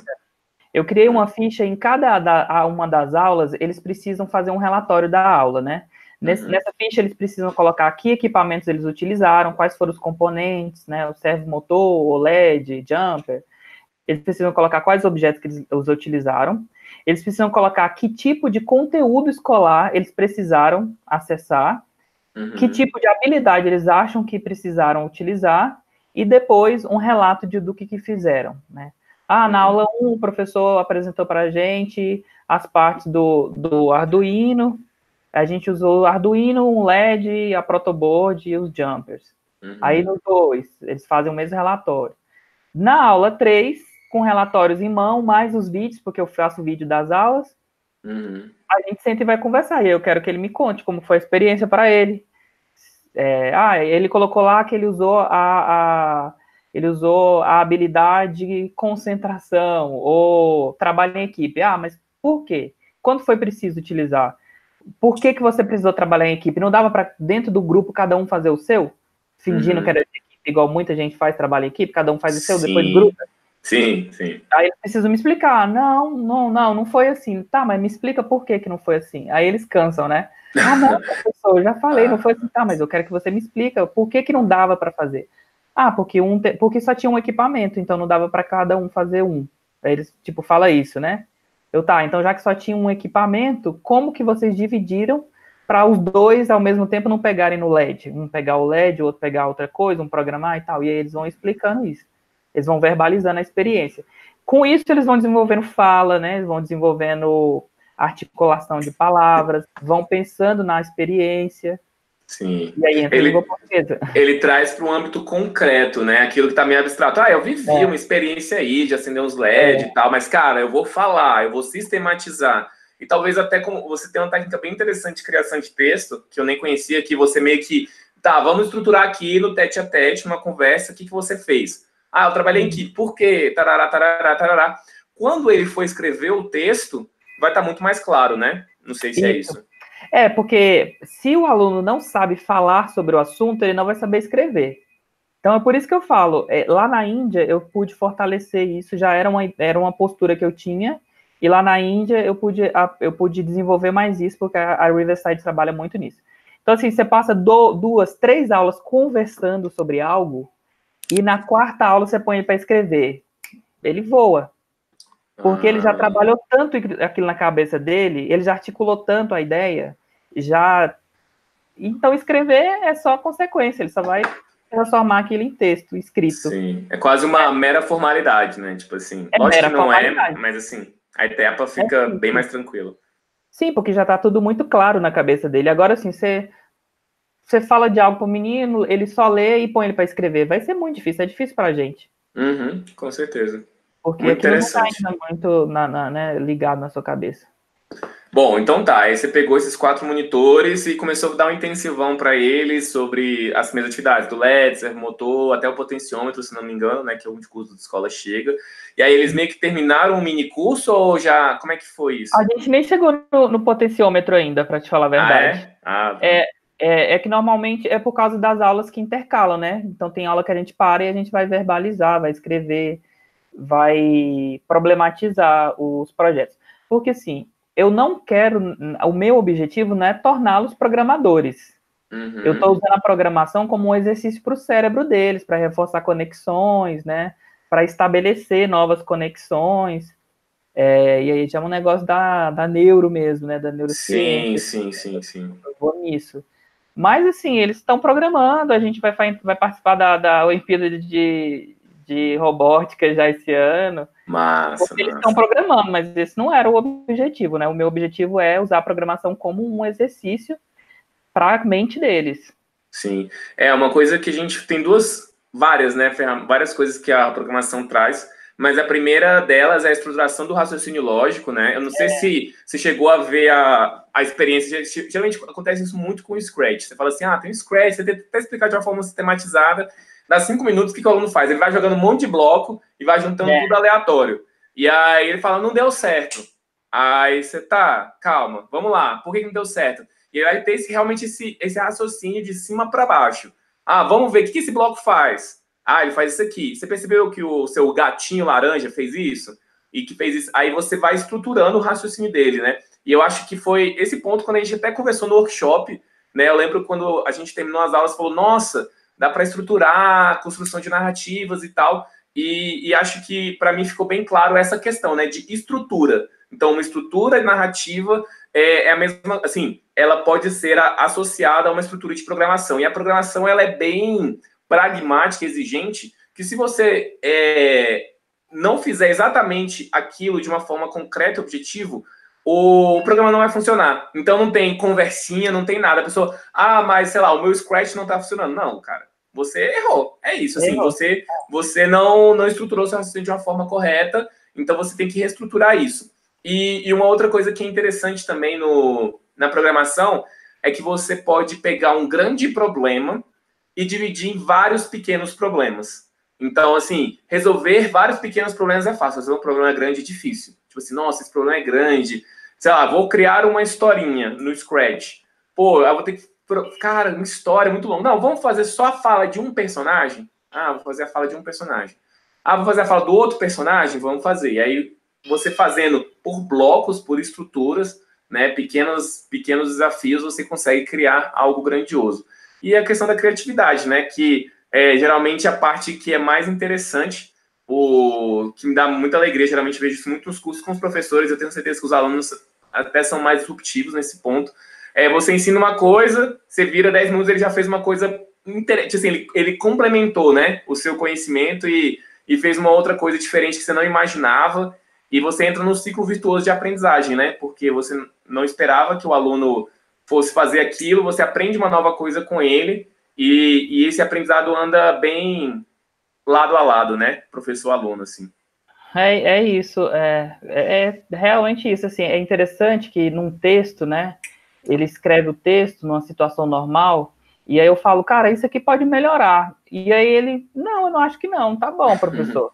Uhum. Agora, na programação, eu não preciso falar nada, porque se não tá bom, não vai acender o LED. Sim.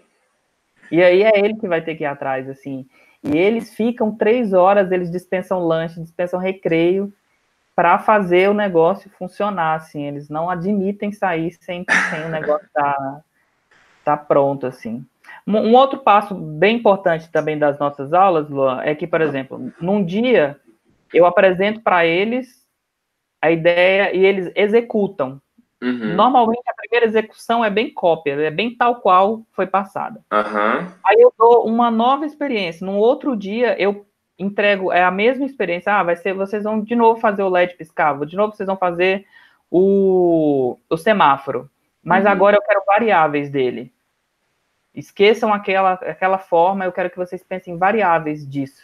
Uhum. E aí também aí entra a criatividade, aí eles vão pensar outros caminhos e tal. E aí isso é interpretação, né? Uhum. Na mente, o caminho se dá da mesma forma. Esse caminho é o mesmo caminho da interpretação, da criação de hipótese, da geração de hipótese, é a mesma coisa. E é interessante que eu tenho um aluno que ele é muito sagaz, né? E ele fala assim, professor, é tipo criar hipóteses, né? Uhum. Tipo criar uma hipótese, né? Se você imagina uma outra forma de programar isso, um outro caminho, aí, enquanto você imagina uma hipótese, aí você coloca em prática, vê se funciona, você comprova a sua hipótese. Então, esse aluno, principalmente, eu vejo que ele tem essa visão assim bem madura, ele já Que consegue. legal. Qual a idade dele? 12 para 13 anos, 12 anos. Ah, tá. Novinho. Não tão novinho, mas novinho ainda. Para pensar, falar hipótese, eu não sabia falar hipótese quando eu tinha 12 anos, assim. Eu trabalho com Assim, ou associar, né? Tipo, o que é uma hipótese? Fica a dica para os professores de língua portuguesa. Trabalhe o que é hipótese com seus alunos, que vai ajudar muito na interpretação. Bem interessante. Tipo assim, legal. Excelente insight. Então, aí você começou a trabalhar com esses... E hoje você trabalha com mais alunos, além desses 4, ou não? Como é que é? Então, cara, o nosso projeto de robótica da escola, ele funciona desde agosto do ano passado e começou com a robótica desplugada, né? Igual eu falei para vocês. Aí agora, em janeiro desse ano, ele foi para robótica plugada. E aí, no primeiro momento, eu tive 4 alunos monitores, que é uma turminha, que é meus atacantes. 2 meninas e 2 meninos. Sim. E aí, agora, eu tive a sorte da prefeitura aqui da minha rede, eu sou da rede municipal de Goiânia, eles começaram com um projeto de programação. E aí, a gente está expandindo o projeto. Eu continuo com o projeto voltado para a língua portuguesa. E aí, agora, a gente tem uma turma maior de 36 alunos, onde os meus alunos monitores vão também entrar como monitores e tal, mas aí já é uma robótica voltada para a robótica mesmo, programação, para a Olimpíada de robótica. Tá. Na verdade, foi um timing aí muito bacana, né? Porque você estava preparando seus alunos numa outra estrutura, né? De narrativas e tal, produção de texto. E ao receber, né, esse investimento do município de Goiânia, vocês vão, não é largar na frente, né? Mas vocês vão passar, tipo assim, vai ter várias atribulações que um colégio que está saindo do zero vai passar e que vocês já vão ter mais um caminho mais livre, né? Já tem alunos preparados para ensinar outros e tal, vocês não estão começando do zero, né? Temos equipamentos, inclusive o projeto nas escolas que estão recebendo, eles são para 15 até 20 pessoas, a gente pode receber o dobro de alunos, porque a gente tem equipamentos, a gente tem profissionais da escola que já estão entendendo do assunto, a gente tem 4 monitores, esses alunos monitores. Só que, assim, os projetos vão seguir um alimentando no outro, mas a gente vai continuar com os 2 projetos. O Programação em Língua para a Língua Portuguesa, porque realmente ele, assim, cara, esse ano meus alunos tiveram um salto, assim, de 30% na nota. Foi a primeira vez em 4 anos em que meus alunos começam o ano com a nota 30% maior do que a média dos anos anteriores. Caraca, isso é muito significativo. O texto deles está melhor, a articulação deles está melhor, eles fazem conexões, assim, e eu acredito isso desde da fase offline do projeto, desde a fase desplugada. Tá. Eu acredito a tudo, né? Sim. Eu tô sentindo eles muito mais, assim, perspicazes, assim, sabe, bem mais rápidos, cheios de conexões. E aí veio a variação agora, né, tradicional mesmo, como todo mundo faz. E aí eu fui fechar a nota deles, eles estavam, assim, uma média de 30% maior do que todos os anos anteriores, trabalhando comigo, assim. Sim. Então eu quero continuar investindo muito, assim, na programação em língua portuguesa como um recurso para desenvolver eles cognitivamente. Cara, que massa. É muito interessante mesmo. E eu acho que também, de novo, né, assim, reforçando um ponto-chave do seu trabalho, foi o design de experiências, né? Não só, vamos programar. Acho que é uma coisa que eu bato muito na tecla. Cara, a robótica, a programação, ela não salva vidas. Não é ela que vai revolucionar a robótica, nem ela, nem o movimento maker. Vou botar uma impressora 3D. Gente, o equipamento faz muito pouca diferença, né? Mas a experiência de aprendizagem que você traz para o aluno, né, que você conseguiu mesclar de uma forma fantástica esses 2 mundos, fez muita diferença. É igual o caso da professora Débora Garófalo, né? Não sei quanto você acompanhou, né? A professora que está em o top 10 do Global Teacher Prize e trabalhava com robótica sucata. E aí eu pensando comigo, pô, eu conheço pelo menos 100 professores que trabalham em robótica sucata. Tipo assim, por que ela foi o top 10 Global Teacher Prize? Porque ela contextualizou, ela pegou um problema da comunidade, né, que era o problema do lixo, fez aquilo resolver, foi usando a questão, tipo assim, de perceber que com elementos de baixo custo ela pode resolver, dentre várias outras situações, né? Então, a contextualização, a experiência, acho que é isso, né? Se importar com a forma como você entrega aquele conteúdo para o aluno, a experiência que ele vai ter naquela jornada, né? Cara, tudo é experiência hoje em dia, assim, eu acredito muito nisso. Tem que ter uma experiência, o menino tem que ser, o aluno ele tem que ser envolvido num contexto, assim, sabe? Ele tem que ser pego de todos os lados, ele tem que criar uma atmosfera. Sim. Não, muito legal. Bom, então, até porque a gente já estamos aqui 1h30, eu queria, na verdade, saber quais são os próximos passos para o projeto e saber se alguém também já tiver alguma pergunta, pode deixar aí no chat que a gente vê aí algumas perguntas para ou o Clécio responder ou responder. E aí a gente encerrar, senão a gente fica conversando para sempre aqui. Então, quais os próximos passos, Clécio? Então, os próximos passos. Eu e esses monitores estamos preparando um protótipo para a Olimpíada de robótica aqui no estado de Goiás, que deve ser em setembro, eu acho. A OBR. A OBR, isso. Beleza. Fora isso, né, o projeto em língua portuguesa, eu visualizo que a gente vai ficar aprendendo novos componentes, né? Uhum. Vou apresentar para ele os sensores, eu vou inserindo novos componentes para eles irem esmiuçando esses novos componentes. Eles já pensam alguns protótipos, né? Eles querem automatizar a sala, eles querem... são coisas que eles visualizam. Assim, eles falam muito em automatizar a sala e a horta da escola. Que legal. Um conseguiu um motorzinho de aquário e ele guardou esse motorzinho porque ele quer usar esse motorzinho na horta da escola. Caraca. São coisas que a gente visualiza, mas assim, o meu programa, ele está prevendo assim, a cada 15 dias um novo componente, a cada 15 dias um novo componente, porque em 2 semanas a gente tem 2 experiências práticas, na terceira a gente verbaliza, escreve, conversa sobre a experiência. Então, assim, ela é uma experiência sem pressa, sabe? Sim. Eu ponho ele para repetir de novo uma experiência, né, pensando em novas possibilidades, em variações. Então, essa experiência em língua portuguesa, ela não tem pressa. Já a experiência à tarde, que é visando programação, essa a gente tá indo... O nosso objetivo é programar o carrinho para ele estar pronto para a Olimpíada e tal, né? Uhum. É mais competitivo mesmo. Entendi. Assim. E aí realmente, tem prazo, aí tem que ter performance, tem que ter não sei o que e tal. Não, mas é legal, assim, é importante, 2 coisas que são legais.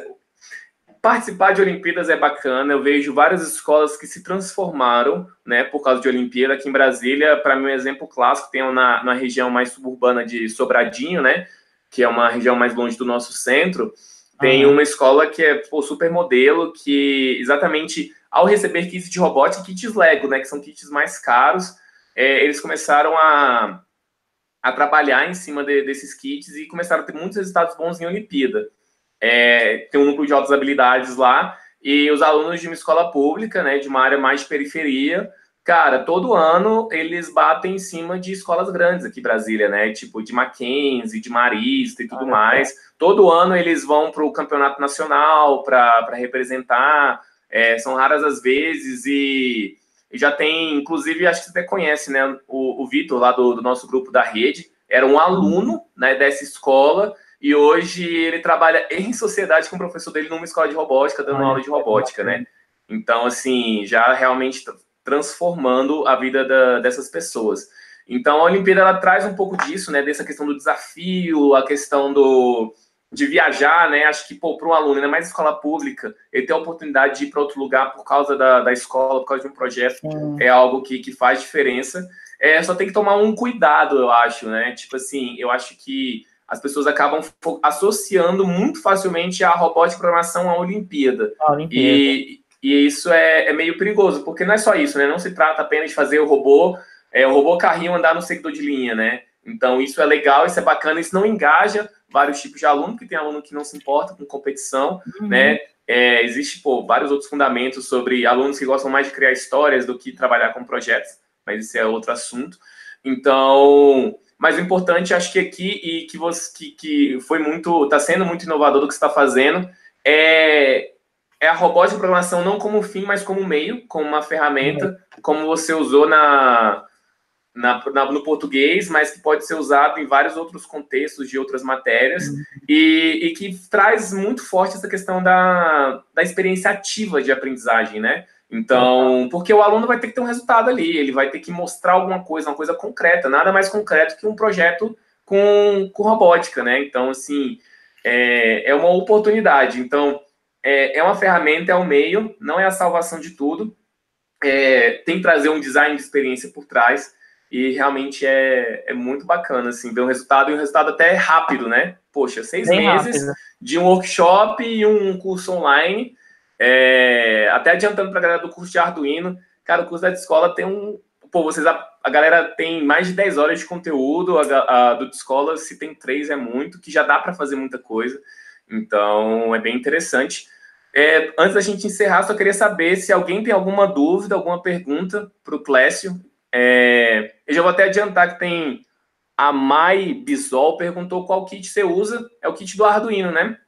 É o kit do Arduino, aham. E aí agora eu estou acrescentando como é que fala? Componentes. Novos componentes nele.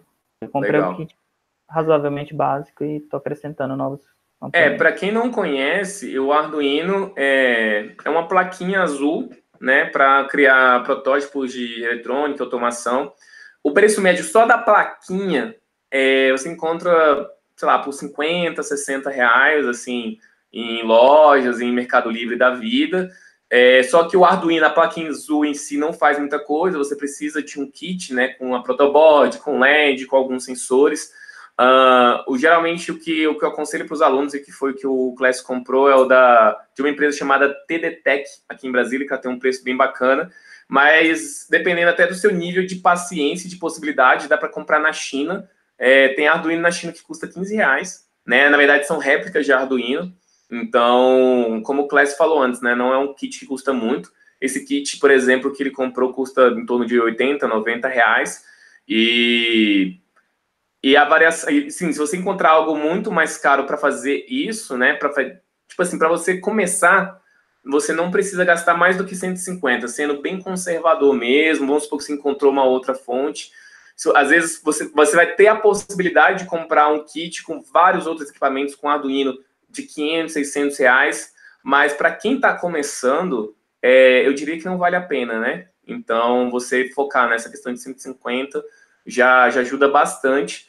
E o que é fantástico, né? Outros kits aí, como principalmente o da Lego, né? Que é o mais difundido, o Lego Mindstorms. Um kit novo do EV3 custa R$ 2.500, né? Então, imagina você usar essa sala de aula, o Clécio estava falando, para 36 alunos. Você não vai ter só um kit, né? Você tem que ter pelo menos aí, sei lá, 9 kits aí, né? 36 dividido por 4. 9 kits vezes 2.500 para começar um trabalho de robótica. Então, é um custo muito alto. E eu realmente sou fã do Arduino nesse ponto que a gente já começa com custo mais baixo, consegue associar muito a sucata, né? Eu vejo isso, muitos meus alunos do curso fazem isso, e você comentou um pouco que faz isso também. Associar, vamos fazer um bonequinho de papelão interativo, vamos fazer, sei lá, uma casa mini automatizada, enfim. Bom, gente, eu acho que é isso. Bom, eu estava falando aqui, acho que o pessoal não tem mais perguntas. É isso mesmo. Mas, Clécio, brigadão por essa conversa, brigadão aí pela experiência. Eu acho que inspirou muito a galera aí. E boa sorte no que precisar, tamo junto. E é isso aí. Valeu a galera que acompanhou aí. Eu convido vocês a seguirem a gente nas redes sociais, @lookingforheroes. Eu escrevi lá já no bate-papo. Sigam a gente lá aí, qualquer dúvida, quem quiser alguma informação, eu sempre estou lá, eu sempre respondo os professores que me perguntam por lá. E sigam a gente lá, que eu também estou sempre compartilhando vídeos e relatos de como é. É bem nosso diário de bordo, assim, as Sim. nossas redes sociais, mais o site. Sim. E também, né, para quem não segue ainda, também tem a página da Ensino Maker, né? Luan.ensinomaker lá no Instagram, Ensino Maker no Facebook. Então, segue lá também, que eu vou dando várias informações, né? Quem quer aprender mais sobre essa questão do Arduino, essa questão de aprendizagem criativa e tudo mais, né? Mesmo que não esteja concurso aberto, eu gosto de compartilhar muitas informações ali. Então, vamos seguindo aí. Agora apareceu um monte de perguntas, olha só. Né? Mas beleza, ó, deixa eu ver aqui. Na verdade, a Mai Bisol, que a gente estava falando, ela falou: ó, trabalho com Lego na escola, mas só temos 2 kits. O município incentiva o kit da Atriz. Não conheço. Mas estou procurando um fornecedor parceiro de Arduino. Ela tá, tipo, agradecendo aqui pela dica do Arduino. Não conheço esse kit Atriz, inclusive. Mas Olha, interessante. Mai, agora a gente já está no mês 5 e o Arduino, esse kit meu ainda tem fôlego para mais um mês, 2, assim, os meninos explorando, até eu inserir novos componentes, né? Eu Sim. acho que ele é muito, por ele ser bem básico, ele aguça muito a criatividade. À tarde, a gente vai trabalhar com os alunos um kit que a prefeitura está oferecendo, que é um kit, é um carrinho. É bacana lá o carrinho e tal, mas ele já é um carrinho, né? Ele está pronto. Então, eu acho que de manhã, o nosso kit básico, acho não, eu estou vendo. O kit básico, ele tem aguçado mais a curiosidade, a criatividade dos meninos do que o carrinho pronto, porque ele já é um projeto pronto, né? Definido e tal. Além de ser muito mais barato, eu acho que ele mexe mais com a criatividade dos alunos. O kit já. O que eu vejo, assim, quem tá sabe um pouquinho, vê que se você mexendo com LED e com servo motor, você já consegue fazer coisa pra caramba e tal, já consegue Bacana. criar um bonequinho, consegue criar. O servo motor, para mim, é incrível, né? Você cria um braço, você cria uma cancela de semáforo, você cria um monte de coisa e vira um ciclo virtuoso, assim. Então é muito bacana. Bom, Elia Covas, posso sugerir a exploração da placa BBC Microbit? Então, Microbit é uma placa que está surgindo aí com muita força. Eu diria que eu não conheço muito o Microbit, mas ele tem artifícios parecidos. Ele é uma placa que tem vários LEDzinhos. Você pode associar a elementos também como servomotor e vários outros. Eu nunca mexi muito com ele, mas até no sentido manual mesmo, ele talvez até seja uma experiência mais intuitiva do que o Arduino. Ele não é tão, vamos dizer assim, poderoso quanto o Arduino. Ele é bem restrito, mas o BBC Microbit tem algumas vantagens, como ele integra muito fácil com o Scratch. Tipo assim, por exemplo, o programa que o Clécio usa para integrar com o Scratch, que é do HackerDuck, é um programa extra, não é um programa oficial que o pessoal do MIT associou. Então, algumas coisas ficam meio truncadas, principalmente no processo de instalação. Depois fica tranquilo. O BBC Microbit, você não precisa estar plugado no computador, ele enxerga ali via Bluetooth. Então, é uma experiência bem, bem interessante e também barata, até onde eu sei. Eu acho que um kit de microbit também está em torno de 100 e alguma coisa, mas eu estou por fora, eu não vou me arriscar a aprofundar nisso, mas é um kit razoavelmente barato que também dá para trabalhar as atividades mão na massa. Bom, Sumar Mara perguntou. Pode ir. Sumar perguntou se vai adiar o encerramento do curso. Sumar é aluno do meu curso, do Arduino, inclusive indicação do Class, também lá E de é meu Goiânia. parceiro, mega me ajuda com os meus alunos. Não, o Sumar é fantástico, já começou bem empolgado no nosso curso. E, bom, o curso deve terminar ali no final de junho, Sumar, mas a gente vai conversando melhor ao longo lá com o pessoal, ok? Mara, parabéns. Mai falou, gostei do projeto, obrigado por compartilhar, aguardo novas lives, vamos fazendo aí. Mara, vai lá, acho que era isso que você perguntar, né? Class, você faz uso do Scratch com o Arduino? Isso, sim, aí a extensão HackerDuck, né? Isso. Para quem... Eu vou digitar aí, vocês entram no site hackeduca.com.br, que lá eles têm essa extensão criada por eles do Scratch com Arduino. Existem algumas outras, né, como o Scratch for Arduino, o S4A, que é bem conhecido também, só que ele usa uma versão mais antiga. Tem o Scratch X, que eu nunca usei muito, então tem algumas versões. A do Hackeduca é bem bacana, só fazendo um alerta que o Hackeduca funciona para Windows, agora recentemente está funcionando para Linux também. Não sei se alguém usa Mac, mas ele não funciona com Mac. Klebs está falando aqui que usa o Arduino, que tem muita coisa para explorar. Muita coisa mesmo. André está agradecendo aqui. Obrigado, professores. Muito excelente a experiência. Pô, André, a gente que agradece aqui ter ficado até esse final, 45 minutos, 1h45, né, para qualquer um. Elia Covas, estou disponível para colaborar num projeto conjunto com uma escola brasileira. Acho que entra em contato com o Clécio e aí acho que ele vai saber como vocês podem trabalhar junto. Calma aí, Elia. O Luiz falou também do Tinkercad. Só explicando rapidinho, o Tinkercad também é uma plataforma online, inclusive é a que eu uso no meu curso hoje, eu não uso mais o Scratch, que ele é incrível porque ele tem um simulador de Arduino, então você pode aprender Arduino sem ter Arduino nenhum, né? De graça, você pode usar lá, você precisa de internet, né? Então você usa lá o simulador de Arduino. Eles também têm uma linguagem de blocos própria, parecida com a do Scratch, e ele tem uma parte lá que é a parte de blocos mais texto. Então você vê o bloco, quando você coloca a aba blocos mais texto, você pode copiar e colar o código e já passar para o Arduino, mesmo sem entender o que está escrito naquele código. Então, é uma ferramenta que vem crescendo bastante e é bem legal, está muito intuitivo e realmente é a que eu tenho escolhido para usar. O único empecilho é que para muitas escolas que não têm internet pode ser um pouco ruim. A Mara também está fazendo uma pergunta para você, Clécio, perguntando se na sua prática da disciplina língua portuguesa você usa o Scratch. Enfim, responde aí. Sim, eu uso o Scratch, não a versão lá para programar o joguinho, né, o personagem, esse não. Eu uso mesmo com a extensão dele com o Arduino. Então, assim, só fazendo mesmo a conversa, né? Aproveitando o Scratch como meio de comunicação para o Arduino, né? Beleza.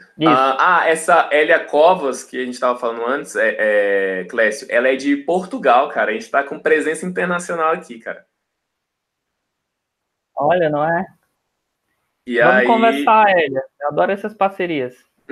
Chama o Clécio lá no Instagram, chama o inbox lá, que eu tenho certeza que vocês vão fazer coisas bem legais. Daniele da Rocha falando que usa o Ardublock. Vocês também usam o Ardublock, né, o Clécio? Isso, para a Olimpíada a gente vai usar a gente já está usando o Ardublock. Legal. Para quem não sabe, o Ardublock também é uma linguagem de blocos, né, que ele também tem um design um pouco mais antiquado, mas ele é excelente para comunicar direto com o Arduino e tal. Então, também é uma ferramenta bem bacana, intuitiva para usar aí para programar o Arduino, né? Bom, Luciene, muito legal as discussões de hoje, abriu horizontes, valeu. Estamos iniciando um projeto em Jaguariúna, São Paulo. Esperamos ter sucesso e iremos aproveitar todas as dicas. Cara, legal demais, hein? Bacana, muito bom. Muito bom, valeu, Luciene, pela presença. E Luiz Almeida falando aqui, né? O S4A e o Ardublock têm algumas limitações que atrapalham. Limites de portas de entrada e saída, é importante testar bastante antes de aplicar com os alunos. Eu nunca usei o Ardublock, e o S4A eu usei bem pouco também. Ele realmente tem essas restrições. É bom para dar os primeiros passos, né? Então, se você está começando ali, ele é bacana. O do Hackeduca é realmente uma porta de entrada bem boa. E se você quer trabalhar com linguagem de blocos, o Tinkercad também é uma excelente dica. E o Cleves falando, os professores de ciência da sua escola participam... É uma pergunta? Não sei se é uma pergunta. Os professores de ciência da sua escola participam dos projetos? Sim, cara. A gente já passou... Desde que eu comecei o projeto, já tivemos na escola duas professoras de ciências. E são bem quietas também. A gente mega faz atividades de língua portuguesa junto com ciência. Porque língua portuguesa entra em tudo, né, gente? Tudo passa pela língua. Então a gente já fizemos muitos trabalhos juntos, de diversas coisas, assim, é uma parceria bem bacana. Bom demais. Gente, então, agora sim, oficialmente despedindo aí. Obrigado pela participação de todo mundo. Estamos aqui em quase 2 horas, então é melhor que algumas pessoas já devem querer ir dormir e tudo mais. E então, muito obrigado para todo mundo que ficou. Obrigado, Clécio, pelo 1 milhão de insights. Eu tenho certeza que o pessoal aprendeu muita coisa aí. O Clécio acabou de postar, gente, o Instagram dele. Segue lá. Qualquer coisa que vocês quiserem conversar, ou então compartilhar o projeto com outras pessoas também, é bem bacana. Looking for Heroes é bem legal. E também segue lá, quem não segue ainda, luan.ensinomaker, no Instagram e no Facebook Ensino Maker.